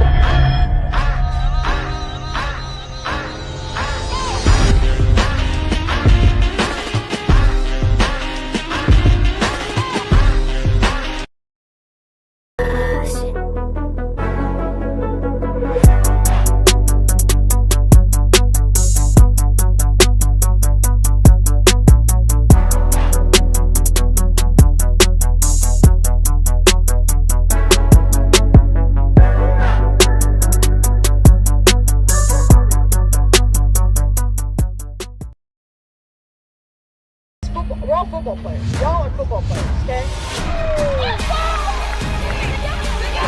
Down. Good. Contielli's going to go straight ahead. Got a receiver caught. Touchdown. They're back by him. What a catch. Houdiniacs. Sideline. She breaks another tackle. There's now one for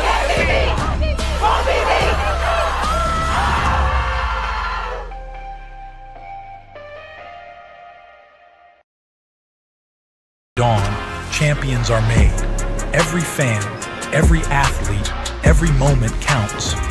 It's not just a game, it's a passion that unites us, drives us, and makes us strive for greatness.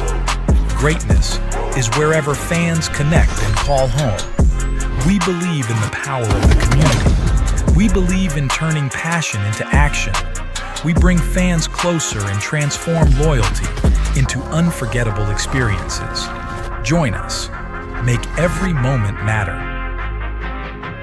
Fan Club. Get your fans in the game.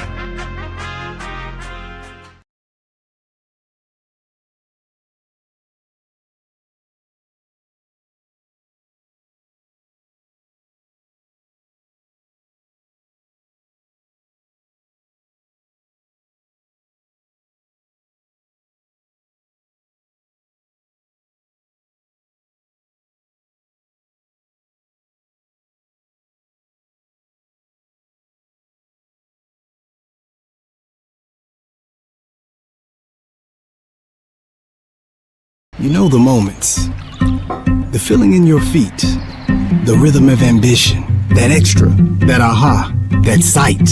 That's something. The click, the shift, the boom, and you're there. The mess becomes a map, and you call it art, or science, or code, because now you know the way forward.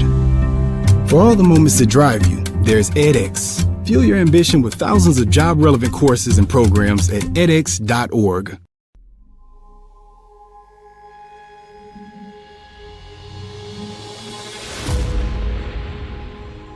To her left, has time, throws on the run to the end zone. It's caught for a touchdown. Pittsburgh TD. The athletes, they're the backbone of this whole league, and they're just amazing people. They've got amazing stories. Barrett in the pattern, they're looking for her. Able to bring that one in, Brianna Barrett. My goodness. I never thought I'd be here. I feel like the best things in life are things that come to you unexpected. So it's been a great journey for me. I know this is where I'm supposed to be. Caught touchdown, Jada Meister. Essentially, it's true of breaking barriers, right? She could go all the way, and she does. Touchdown. We're shattering the glass ceiling. Great pass up in the air. Touchdown. All of the women role models that we look up to are all women who did things that were not expected. They realize they're pioneers. They realize that the trail that they leave is going to be a path that a young girl can follow. It gives you hope. They believe in themselves, I believe in them, and Frank will believe in all of us. So it just goes with the territory. One team!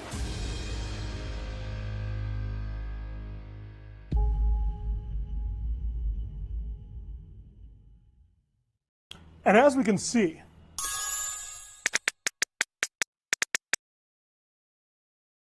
the future of technology is with us. You might be thinking, Doc, this is truly amazing. And we got. Hey, is the projector ready? Come on, time for a team meeting.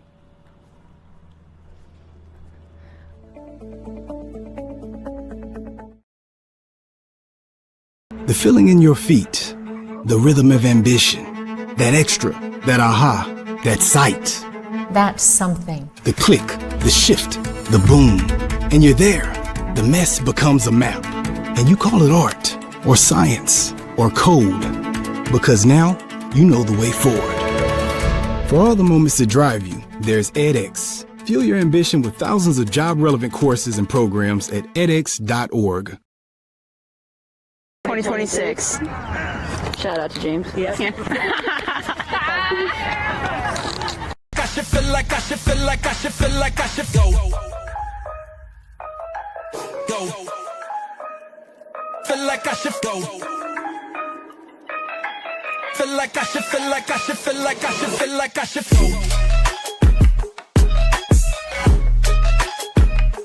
Feel like I should go. Feel like I should feel like I should feel like I should feel like I should.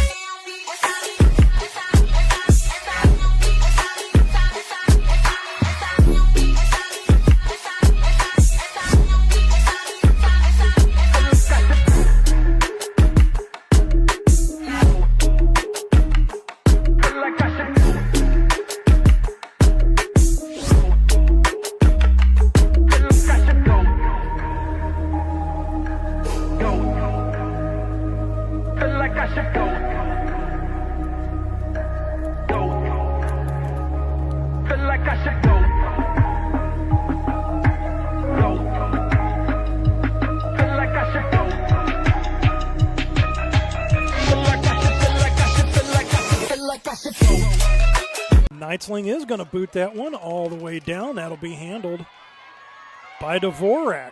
She's out over the 20, out over the 30, almost to the 40, down at around the 38-yard line. And that is where that Vixen offense will take over once again with a 10-point lead. Again, for those just tuning in, recapping the scoring in quarter number one, it was Radford with an 11-yard TD pass from Kelly at the 6:59 mark with the PAT, made it 7-0. Kerrigan Gam at the 3:35 mark picked off Kelly and returned that 70 yards on a pick six with the PAT. That's the Slam's only points coming via defense. In the second quarter, it was kind of ho-hum until the last minute, 52.3 seconds. That was a 6-yard run from White with the PAT, and then as time expired, the 18-yard field goal, and that's where we're at right now. Kuplik up around the neck, being brought down. Tay Johnson in there, along with number 50, Kennedy Daniels. Ken. Couple Division I Slam Americans. Lynette Thomas in the middle. She's going to check out, and that will now be, that's number 71, T. Robinson. Another rookie to the Slam roster.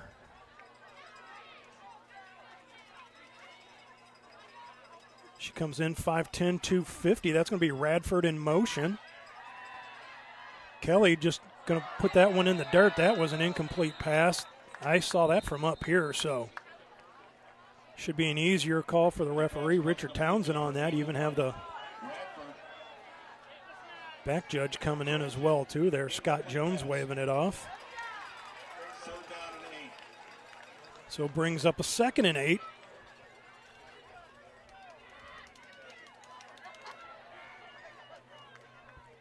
And again, no active 40-second play clock, and the Vixen, with the running in back and forth, I mean, that play clock's got to be under 10 at least right now, as at least 30 seconds of life has ticked off.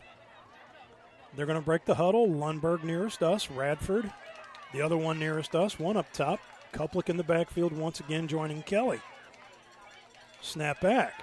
Daniels gets in there, didn't get the hands up, but you see Block in there coming along with Zariah Johnson. They're going to break it up, collide, but the ball will fall to the turf, and that will bring up 4th down. So Slam defense, at least right now, are setting it up to where they get a 3-and-out from the Minnesota Vixen to start this second half, as that will be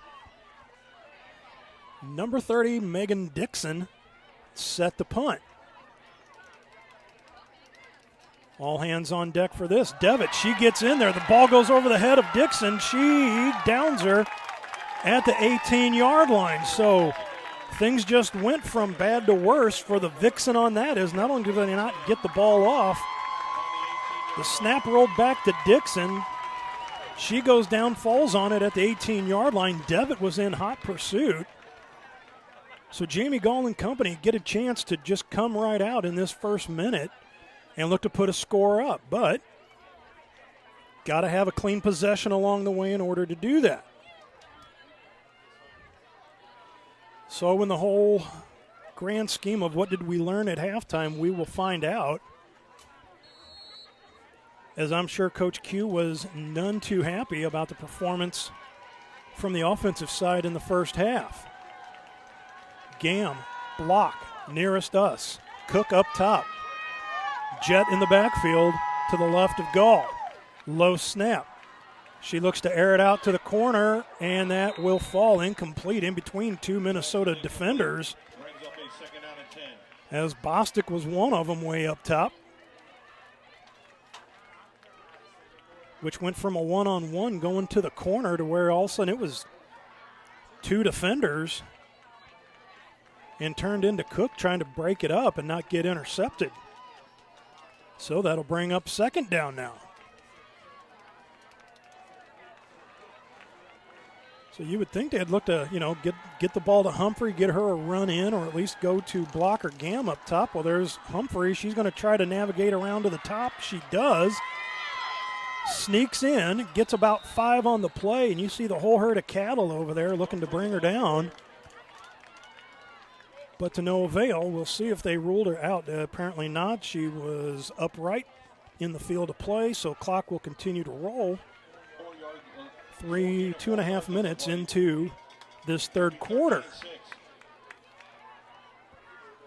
So it's going to bring up a 3rd and 6, and we'll just see what kind of trick they have up their sleeve right now. Do the St. Louis Slam. You have Gam. They need to snap the ball, as there's nobody on her right now. Now the one moves over.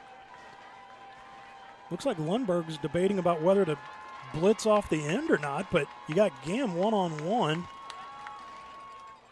Gall, low snap, throws it to the end zone, and it's knocked down and batted away. That'll bring up a 4th down, and what will the Slam do here? As they do have a chance to pick up a 1st down in the process, and if that were to happen, you could back up the Vixen, deep in their own territory, but the Slam need a score to get and be relevant back in this game again.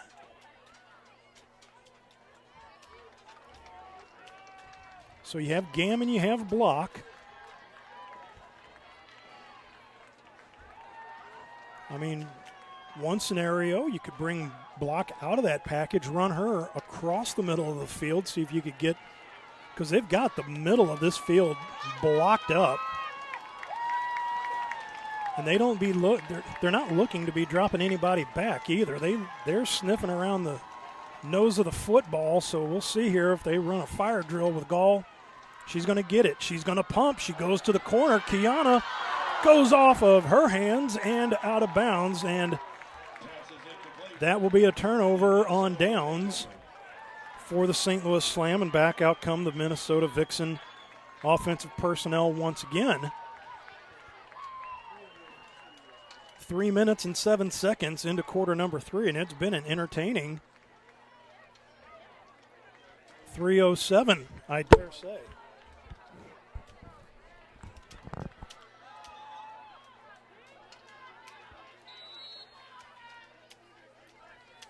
Kelly out with the play. Break the huddle. Lundberg nearest us, along with 84 Mackenzie Reed. Twins up top. Here's a toss to right. Lundberg got shoved back into the backfield, disrupted the package. Back in comes Kennedy Daniels. As they say, no gain. So brings up 2nd and 10. Nice job by Ken to stretch that out, reads that. And deposits right down into the turf.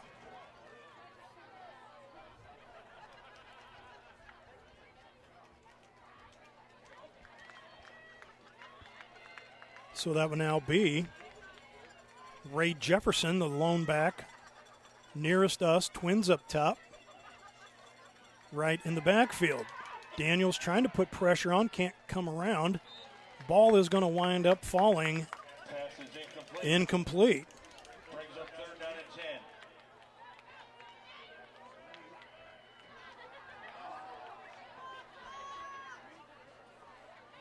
So 3rd down with that incomplete pass.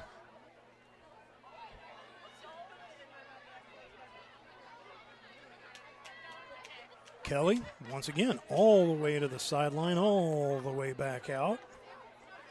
Wash, rinse, repeat with that. So Jefferson with the white leggings nearest us, Twins up top again, right in the backfield. Here's Kelly. Daniels and company looking, gets her pass over and completed at the 35-yard line. Big 3rd down play.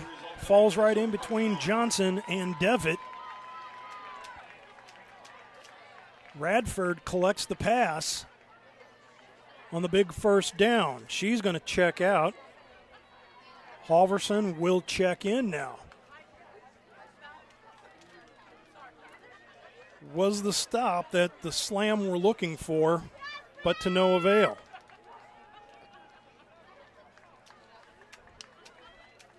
Kelly with a nice job of airing it out. Finds her target, holds on to the ball.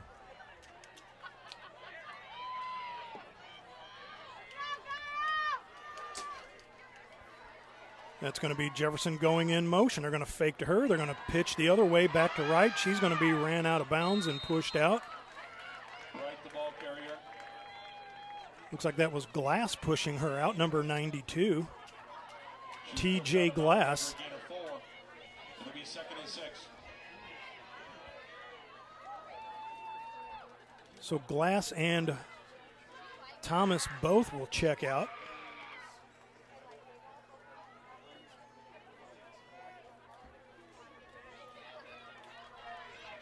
See, I believe, yes, that is LaTanya Cotton, who's checked in now at the nose guard spot 44 for the Slam. See what kind of pressure she wants to put up front. Pass out into the flat to Dvorak. Gets around Richardson. Richardson's going to come back, tries to chase her. They get out of bounds just shy of the sticks and the 1st down marker.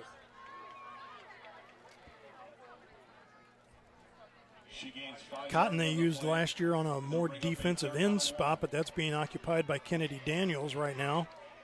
So they have her right over the ball at the nose guard spot. Kelly, Twins nearest us, one up top. They're going to hand it to Kuplik. Kuplik now, she turns upfield, and she is stuck, but not after a big pickup. Picks up the 1st down. Gam with a tackle. But another first down, big chunks of yards being chewed up here by Minnesota. Tay Johnson, Tay, she's going to check out. Kelly once again drops back. No pressure to speak of. Has Jefferson. Little shove from Gam. Uncatchable ball, but no flag thrown on the play. Jefferson had the coverage beat, but 3 Slam defenders collapsed on the ball to break it up.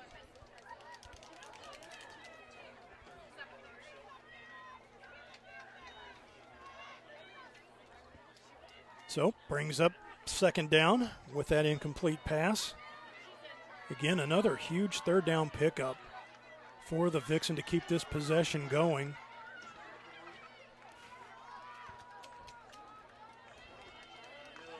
She's going to go under center this time. Twins nearest us, one up top. Gets Radford going. The end around to Radford as she comes by. Brooklyn Devitt wraps her up, and it appears she is short. And we'll bring up a 3rd and 1, but we'll see where the spot is at. No gain on the play. So they are ruling no gain. Or actually, it's 3rd and 10. I'm sorry. I did not see the other yard marker down there. I thought it was 3rd and 1, but it's 3rd and 10. Call it 3rd and 11, if you will. So even bigger than a bigger stop right here.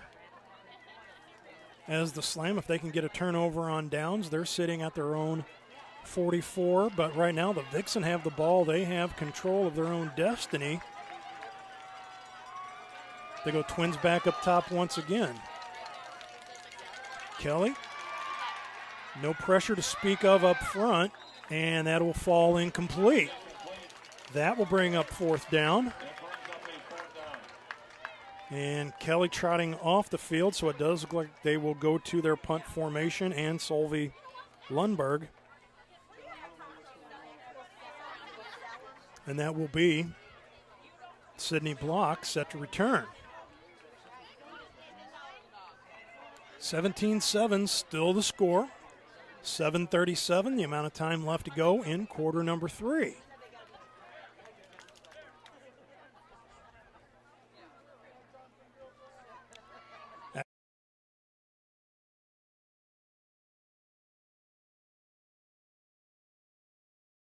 Punt formation, so we'll see what they have lined up.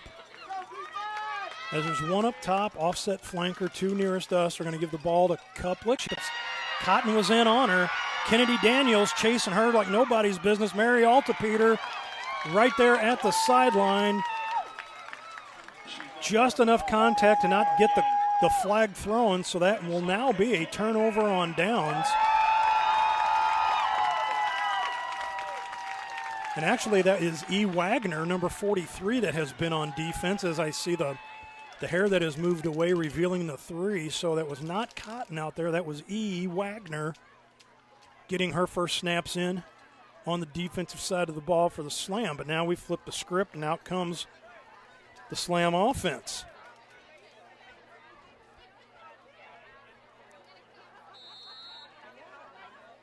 Modest field for Jamie Gall and company to work with, but that is not the issue at the moment. Jamie's needing some clean snaps and some protection up front and no leaking through, but that's going to be a tough proposition as you see the Vixen stacking the box. Every bit, 7 of them standing around. So there's a handoff. Chancellor Hurd, she's going to get it. Breaks out over midfield, over the 50, into the Vixen territory. Shadana Chancellor Hurd breaking out of the package. Heard that. Also checking into the ball game, Marnita Wolfolk, number 83 at the wide receiver spot. Brixen is out there along with Cook. Jada the Jet will be in the backfield. Been a hot minute since we've seen a split back formation from the Slam as well, too, with looks like that is blocked tight to the package. They get a block from her throws it out into the flat to hit Humphrey. Humphrey tries to get around. She breaks out of one tackle, dives forward to the 40. Gain of 7 on the play. It'll be second down and 3. Give her a gain of 7 on the play. That's going to bring up second and short and a chance for Gall and company to maybe look to light one up a little further down the field, as it is only second and 3. Would still put you in very makeable third down territory. But it looks like if they could speed up the play calling coming in, they just need to get like a little bit of life under them, and they don't even go to the sidelines to get the play like Kelly does, but it seems like it's taken a long time to get the play in.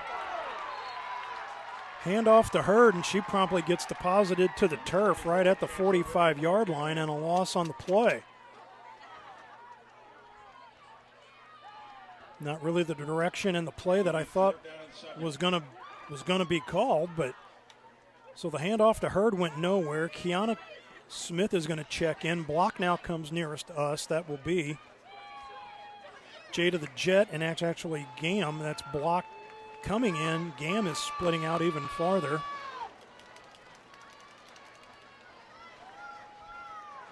So the clock running, 5:30 and counting.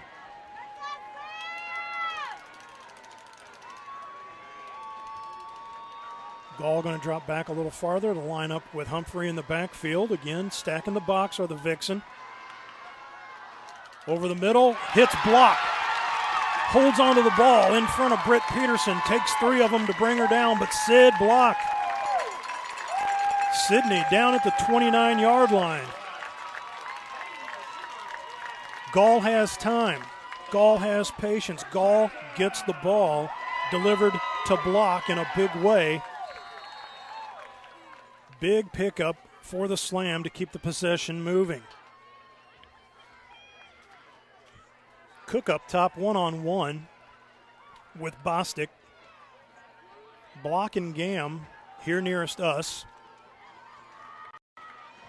Humphrey still in the backfield. Now Block's going to move in a little tighter. Gall, hand off to Humphrey. Humphrey. She's going to stick her nose back inside that pile.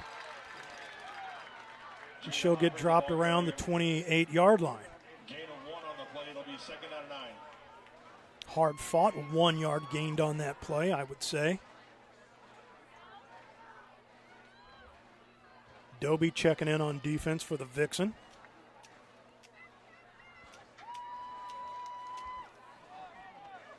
Again, another 15, 20 seconds to get the play in. No scoring so far here in quarter number 3 as we approach the 4-minute mark.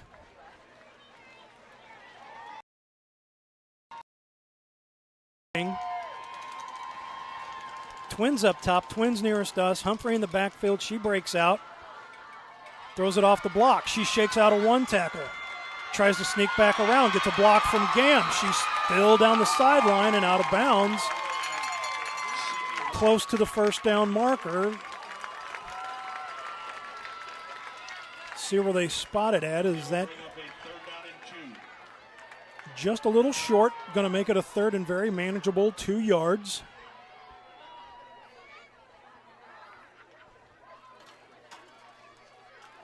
Again, thank you to everybody tuning in tonight as we've passed the 8 p.m. mark, Central Standard Time here in St. Louis, Missouri. As we kick off week number 1 of the WFA action, and this is your WFA game of the week, and it has been everything and then some. Here's Gull. Tried a little hard count. They're going to toss it the block. Comes off the end, looking for a block from Humphrey, but she's going to pick up the first down. Does Sydney block as coming across, a little flip from Gall, and There is a flag on the play. And there apparently is a flag down right there near the end of the play. So we'll see what the call is.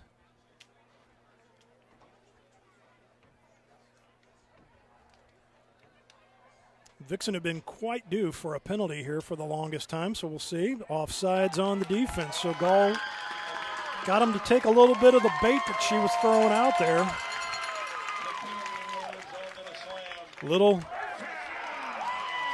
too much jumping over the nose of the ball. That will cost the Vixen chance for a stop on that third down, as the result of the play is a first down for the St. Louis Slam. Blocking Gam nearest us. That is number 9 and number 6 up top. Ariana Cook and Jada the Jet Humphrey in the backfield. Kiana Smith just a little tighter to the package. Snap back. Gall has time. Has a receiver out of the route, and that will fall incomplete to Kiana Smith. So in a very quick manner, that just brings up a 2nd and 10. But there's no pump fake by Gall to stare off anybody else. When she goes set or looks to her right, that's where the ball's going. If she looks to her left, that's where it's going to go. I'd like to see Blocking Gam maybe do a cross route, something like that, just to mix things up, to shake the eyeballs up off that Vixen defense. But right now, in the backfield, they're going to give it to Humphrey. Humphrey, she's going to make her way down just shy of the 15-yard line. See how many they give her on that, but I would say let's call it 3rd and 5. It'll be 2nd and 6.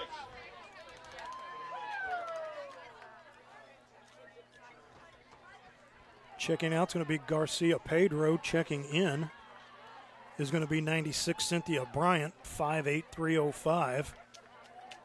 Mercy.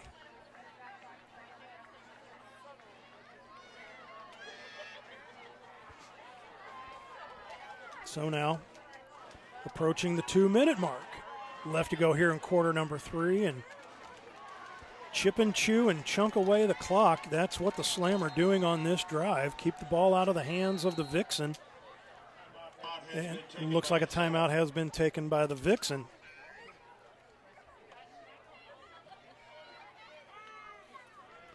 Once again, no scoring here in quarter number 3 with now under 2 minutes left to go. It is 1:58. 17-7, the Vixens still with that 10-point lead, and you see again how big that field goal was at the end of the half. Just to create and cause a little more separation. That a score does put you down by 3, but still going to need another possession to tie it back up. But the Slam and company just chewing precious time off the clock on this drive. And looking here at some point to see if they can produce any fruit off of it. And I would speculate that, needing 3 points in some capacity, if there's a spot here inside the 20 to maybe get Knightsling a chance to kick a field goal of the Slam zone, could possibly do that. But don't want to get too far over my skis here on the predicting side of the ledger. So out of the timeout,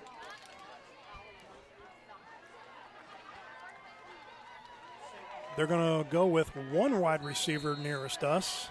Block's going to stay in, 2 block.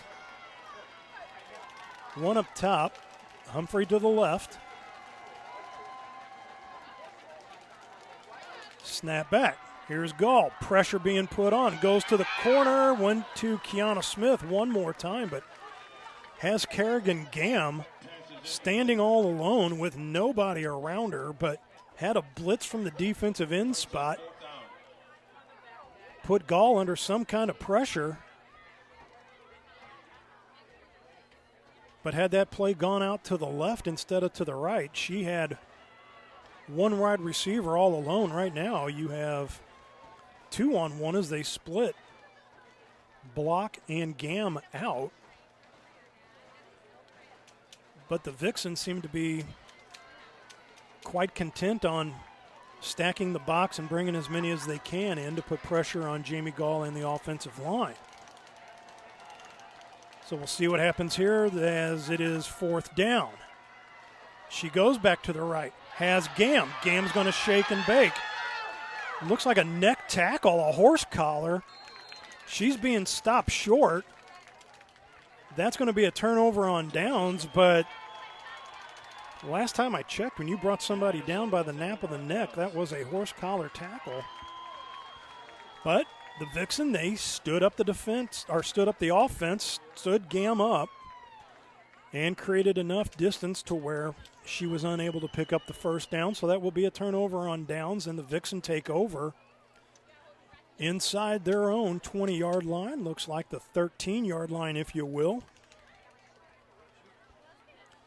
Almost kind of a script flip to the first half, where it seemed like the Vixen had the shorter of the fields to work with, where now the Slam have had short fields to work with, but just have been unable to put any points up off of it. So now with 1:42 left to go here in quarter number 3, Lundberg and Radford once again. Nearest us, one up top. Radford's going to go in motion now. They're going to give it to Wright. She goes right up the middle. Daniel's going to follow the play down, and Kinkin's going to grab her a tackle. Right, the ball carrier. Looks like Wright got her ankle twisted up just a touch. She comes off. That's going to be Kuplik checking back in. 4 on the play. It'll be second down and 6. They do give her a gain of 4 on that play.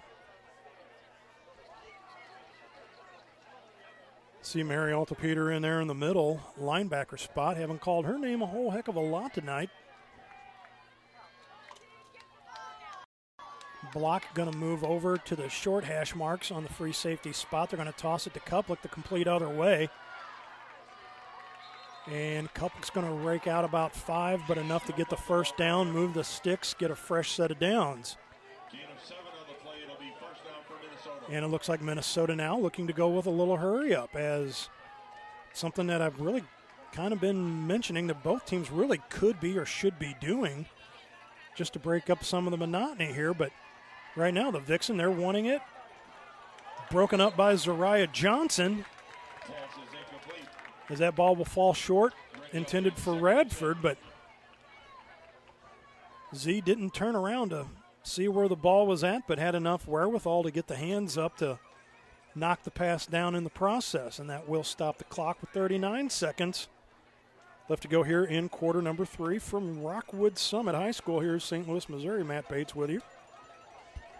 Everybody tuning in from the Livestream STL network, along the other platforms being made available tonight. Thank you once again. Awesome evening to be a part of on this game of the week for the WFA. Here's Kuplik. She gets around one end, and Glass just T-balls her. Kuplik did not see that one coming and just knocked her. And after a gain of about 3, that's going to bring up a 3rd and 7. It's TJ Glass, 92. Yeah, that'll work the kinks out. And time will run out for quarter number 3. There's no score, but we head to the 4th. It is the Minnesota Vixen 17, the St. Louis Slam 7. We're back for the 4th after this.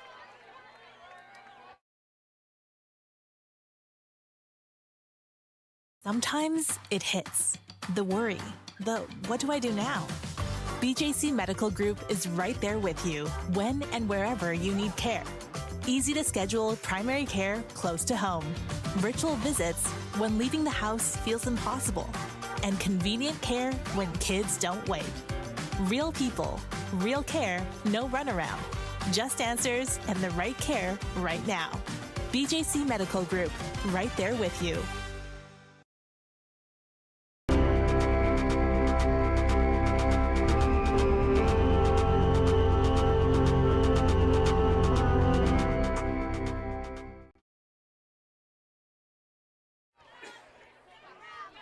Back out of the break.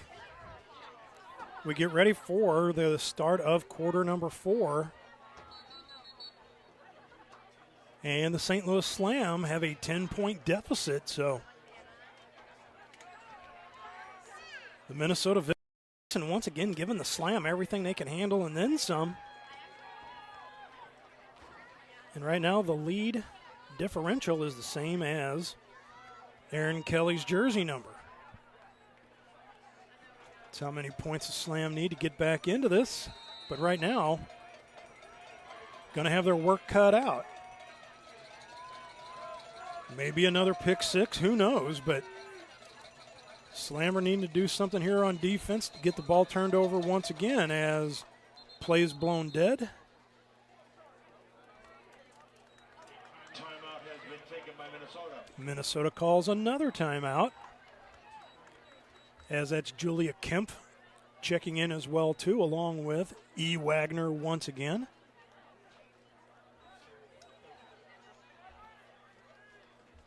Kemp last year, she spent some time with the Slam as well too.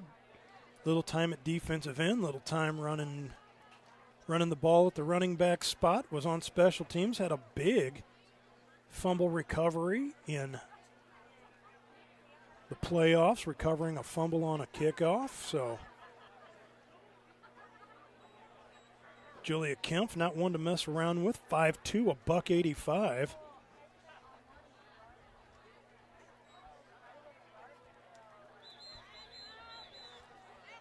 So we'll see how many more timeouts the Vixen have left to work with.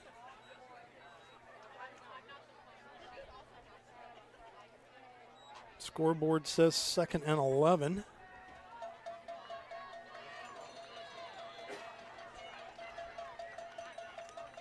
But that was 2nd and 11 from the 11, so ergo that. Ball's thrown behind. Ball is caught. Block blew a tire coming in, but that was reeled in by the tight end, Sam Anderson. Halverson. Play results in the Minnesota first down.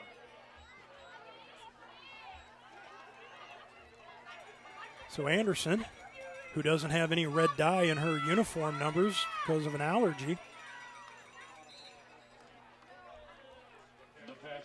A couple Slam players ping-balling off of each other there with Tay Johnson and Kemp. Ball falls incomplete.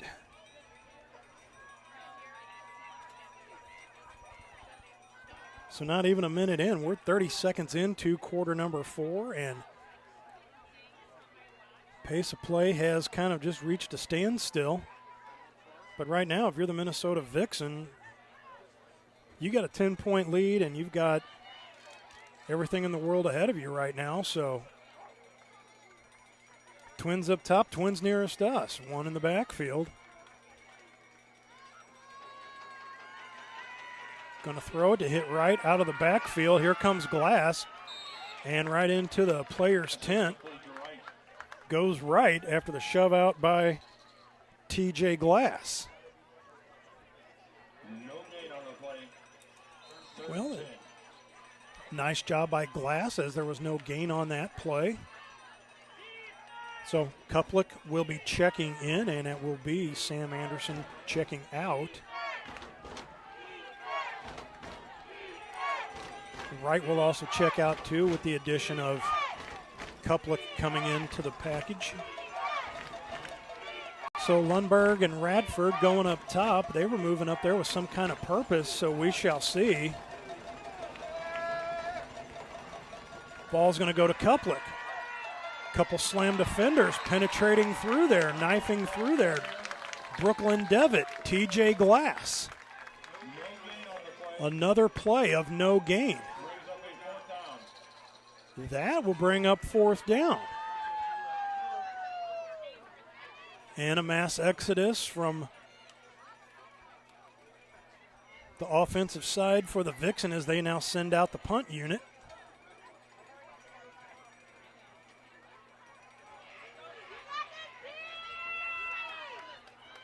That'll be Hove checking in up top, Caitlin Hove. Haven't seen much of her tonight. Here's a punt from Dixon. Straight up the chute. Look out so it doesn't hit a Slam player, and that's going to go out of bounds.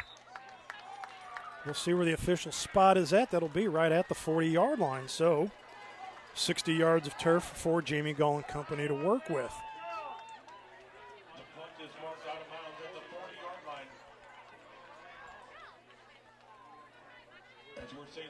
over 1st and 10. So as I mentioned, next game will be May 9th. That'll be against the Cincinnati Cougars. That game will also be here at Rockwood Summit. Week number 3 at Houston to take on the Houston Energy. Then week 4, another WFA Game of the Week as the Slam travel to Minnesota to take on the Vixen up at their house.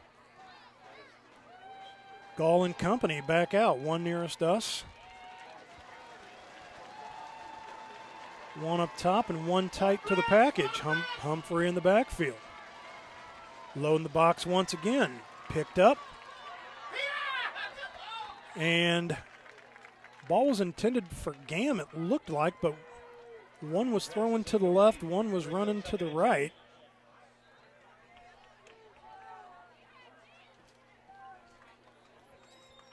So incomplete pass now brings up 2nd down. Ariana Cook will be the receiver nearest us. And that'll be Gam at the top of the package, Block, the tight end, at the top of that package as well, next to the tackle up there, Petey Green.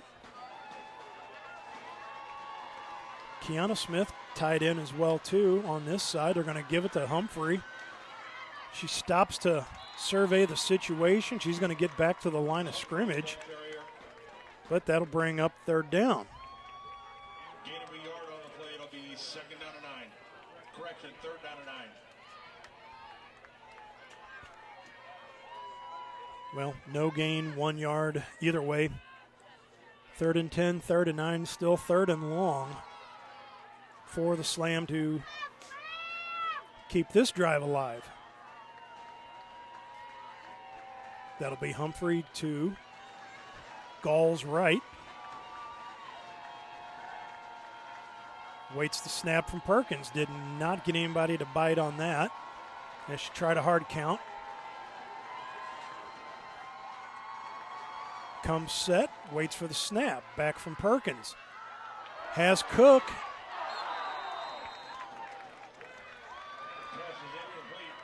That'll fall incomplete. That'll bring up 4th down now.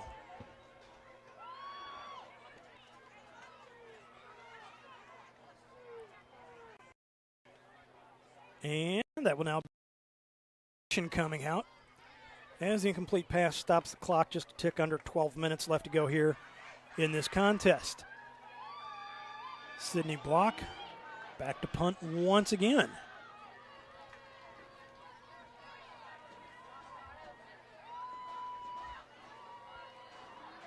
After week 1, I would guess she's probably going to be the leading punter come week 6. Kicks that one a little rugby style. Peterson, she's going to flip it back to Condi. Condi brought down just shy of the 40-yard line. And it looks like she took a little hit from Gam on the way by.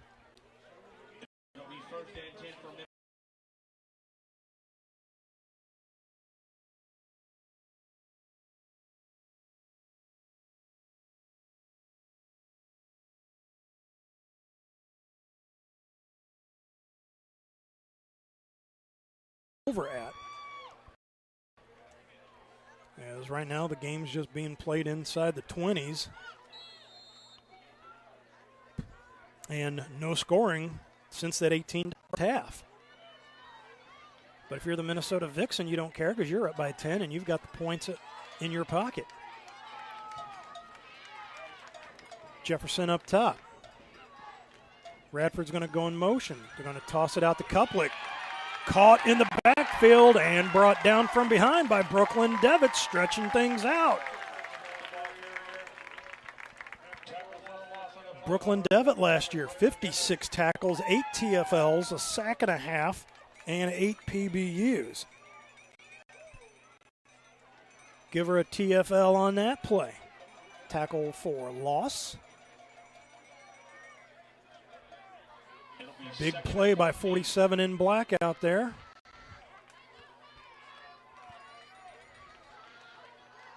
Ball now just spotted right at the touch of the 35-yard line.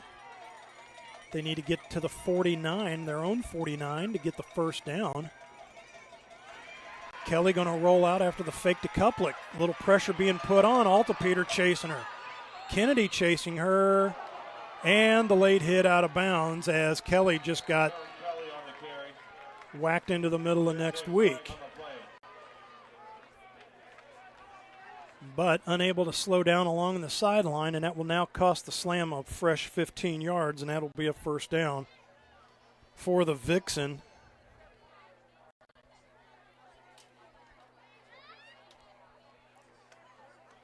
As that shot occurred along the far side of the field,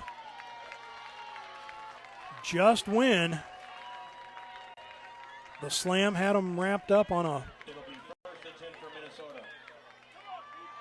long to go.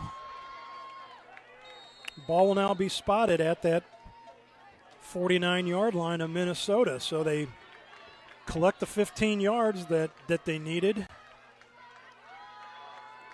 And that is where they set up at 1 yard shy of midfield. So a breath of fresh air has been blown back into the Minnesota Vixen once again. Snap back to Kelly. Handoff to Kuplik. Kuplik being taken down from behind by Brooklyn Devitt.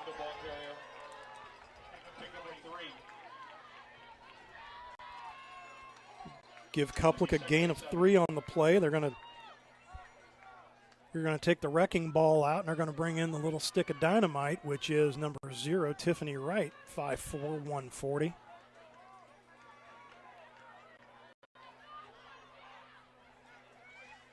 Dvorak, the one nearest us, tied in, 2 up top.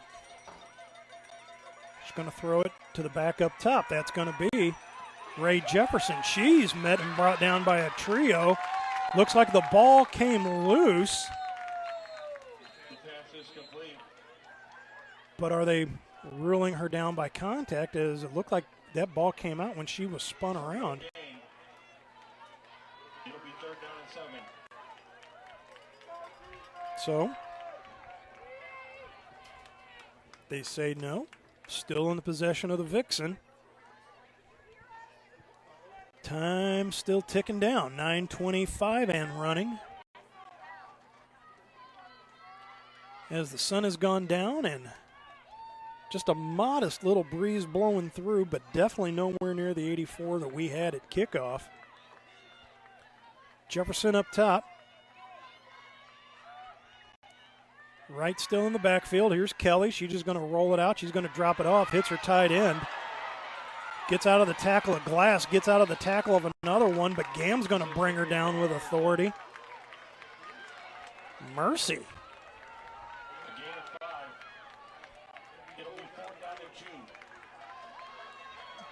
Might be a D1 softball player, but boy, you wouldn't know it the way she's bringing them down on the defensive side. There's a blitz through the middle. Kemp and Devitt both trailing out from behind. Pickup of the first down. Sticks move. Clock continuing to run. Vixen still up by 10.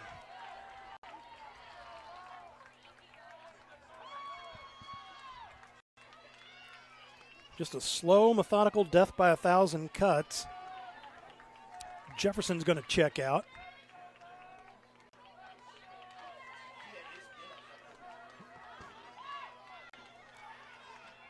The only sign of life the Slam have had was on the pick 6 from Gam, taking it to the house and tying the game up way back in quarter number 1 at 7-7. But it's been the Vixen, before and after that. Here's Wright. She's going to break out of the pitch. Devitt's going to swing her around, throws her ahead for about another yard. Give her a gain of about 5. Gain of 2 on the play. Gain of 2. It'll be 2nd and 8.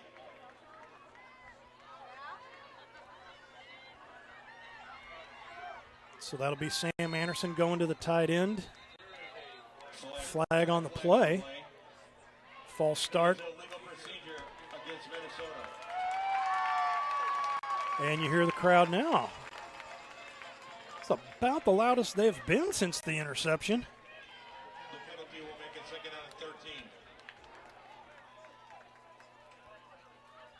So with the penalty, moving them back 5, that'll be 2nd and 15. But again, cannot allow the Vixen to get another first down and cannot allow them to put any more points up. So, it's only 2 things to ask of the defense, but you've been doing that ever since they've been on defense to start the game. And maybe that's just what Slam defense needs to do, is try to figure out how to generate some more points on defense. They've already generated the 6 on the touchdown already, but there's a pass right over the 40-yard line. That's Jefferson. She's going to check out, and that'll be Mackenzie Reed checking in. So it is going to bring up a 3rd and relatively long 3rd and 7, but here's once again where the defense needs to step up. Because you would think this is probably 4-down territory for the Vixen.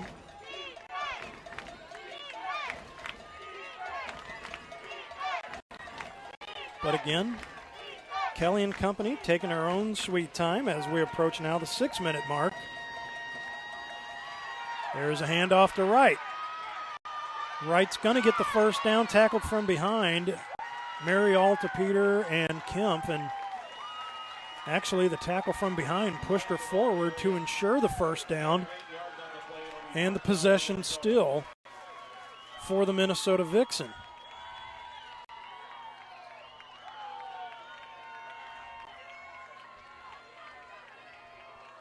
Sylvie Lundberg checking out. Kelly checking in.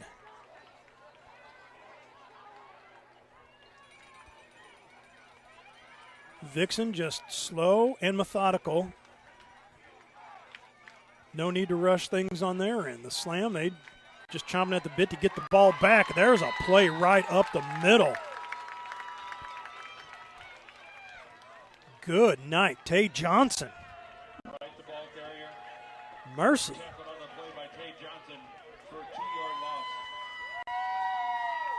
Loss of 2 on the play.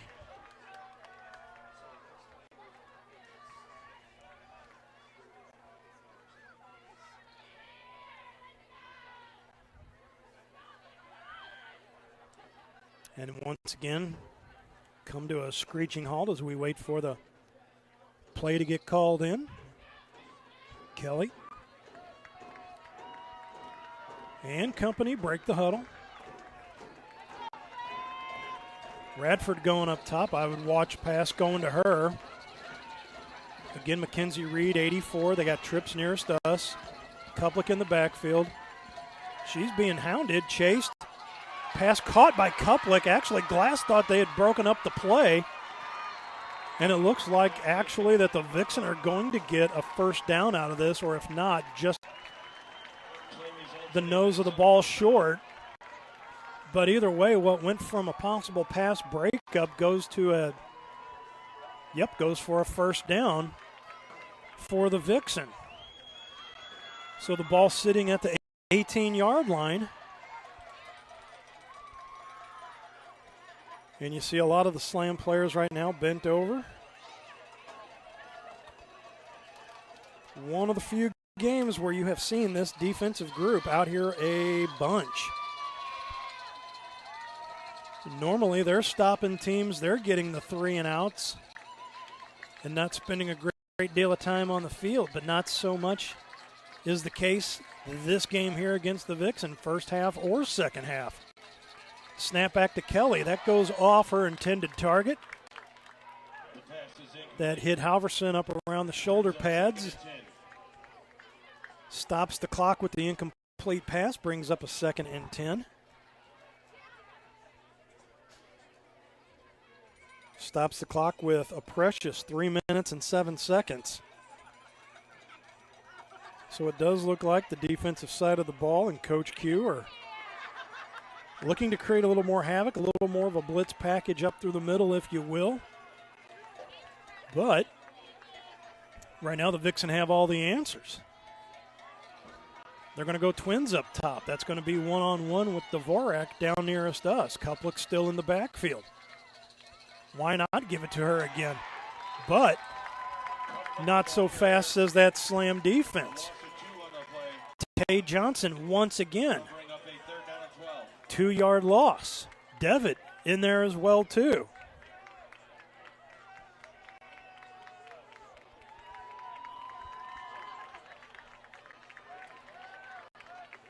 Looks like that is Gam that is going to be checking out. Block will check in now at the free safety spot. Clock still rolling, 2:35.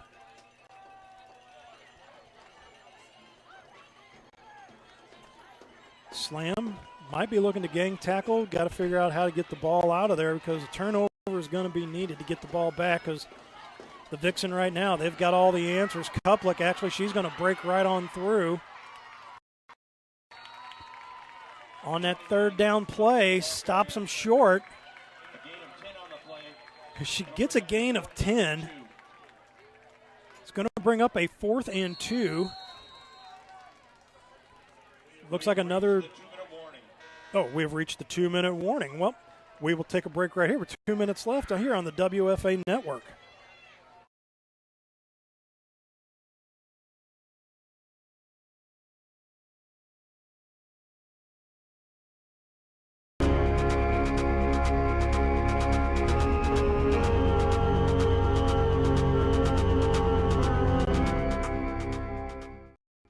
Sometimes it hits.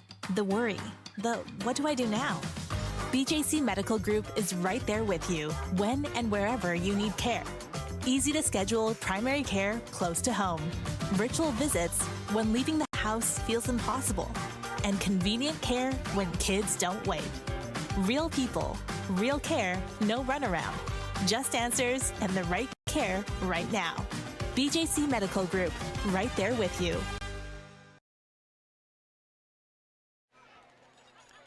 Back out of the 2-minute warning. Matt Bates here with you. Rockwood Summit High School, St. Louis, Missouri. We finish off tonight's final 2 minutes. And the Slam in danger of going down in week 1. The defending back-to-back national champions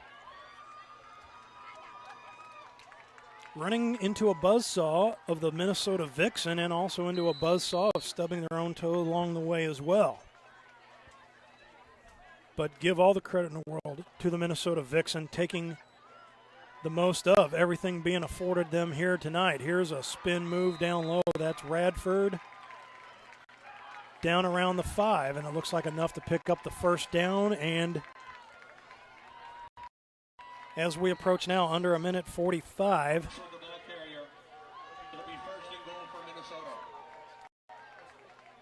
It's all now just a matter of time now as we have reached now the final 90 seconds. And the Slam down by 10. Aaron Kelly and company. Hand off to Kuplick. Kuplick trying to power her way in, and she will one more time.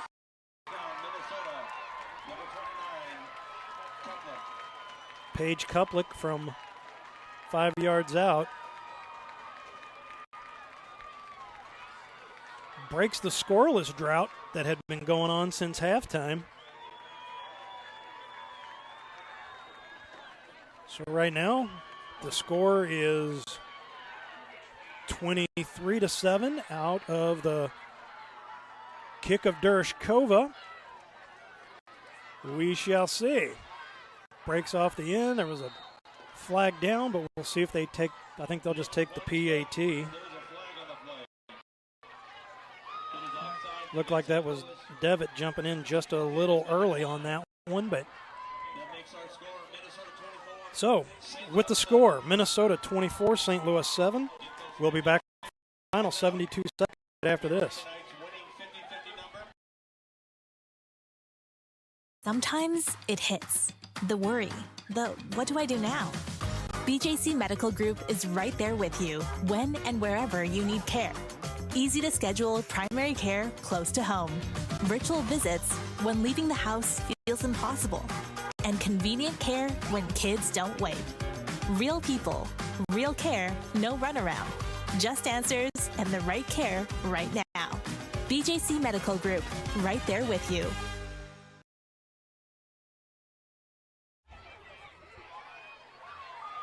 Back out of the break, Matt Bades here with you for a live stream STL's presentation of the WFA Game of the Week along the platforms of the WFA.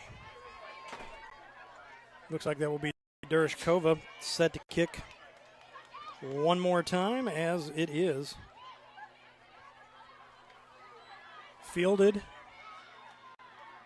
brought up over the 35 out to the 40. Right at the 40. That is where St. Louis Slam will take over. So, tough mountain to climb right now.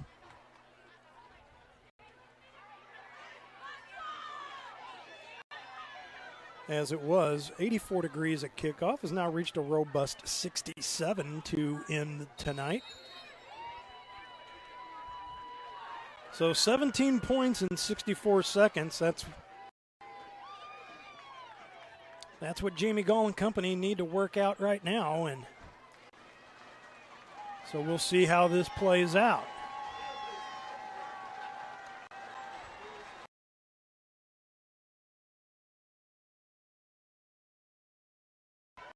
Gall says, we're not done yet. Gets the ball out to Block. Block's going to get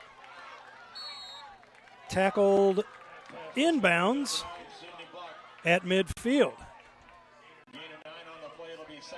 So we are actually, looks like a timeout was taken. Looks like just to stop the clock.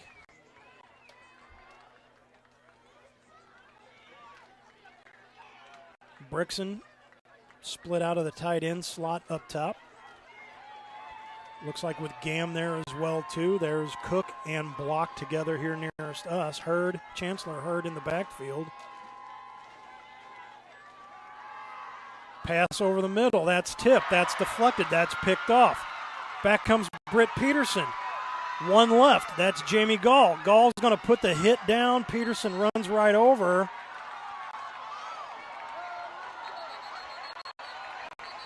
Somebody came in, hit Peterson in the back, and now we've got a jailbreak over on the sideline as whoever that player was.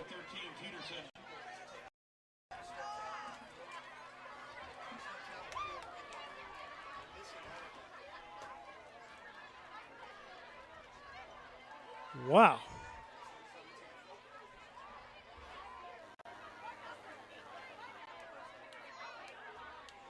So Gall threw the pick, and as she was the last one in the way of Peterson taking it to the house. Well, Peterson lays one on Gall at the sideline, and can't tell who it was, but somebody from the Slam comes in and just lays one on Peterson from behind, and then that's when the pot spills over on the Vixen sideline. With 45.7 left to go in the ball game, and it looks like, I would say, probably an ejection will come of this, but we'll see if we can make out.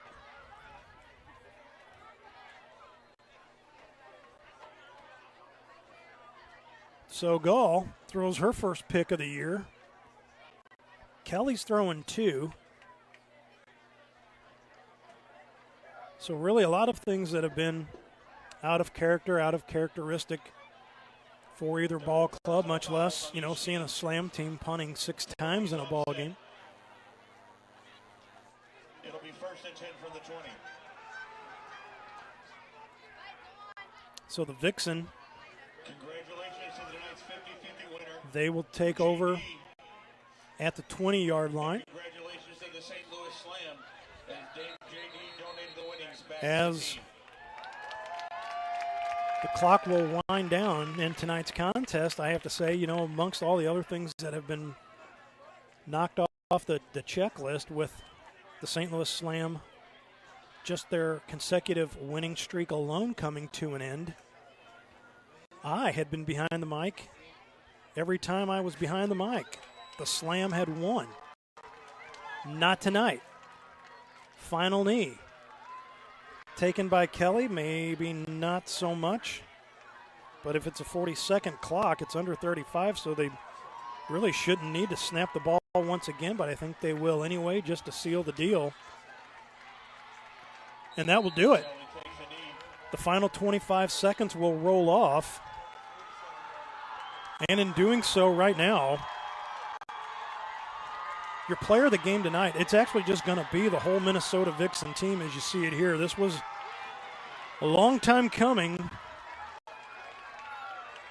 This was something, that was eluding this Minnesota Vixen team. And they have now, as the time ticks off, the final score. The Minnesota Vixen 24, the St. Louis Slam 7. For Ray Hallbrook at Livestream STL, Jeff Whitener doing sideline duty, our camera crew here tonight. Matt Bates saying thank you and good night from Rockwood Summit High School here.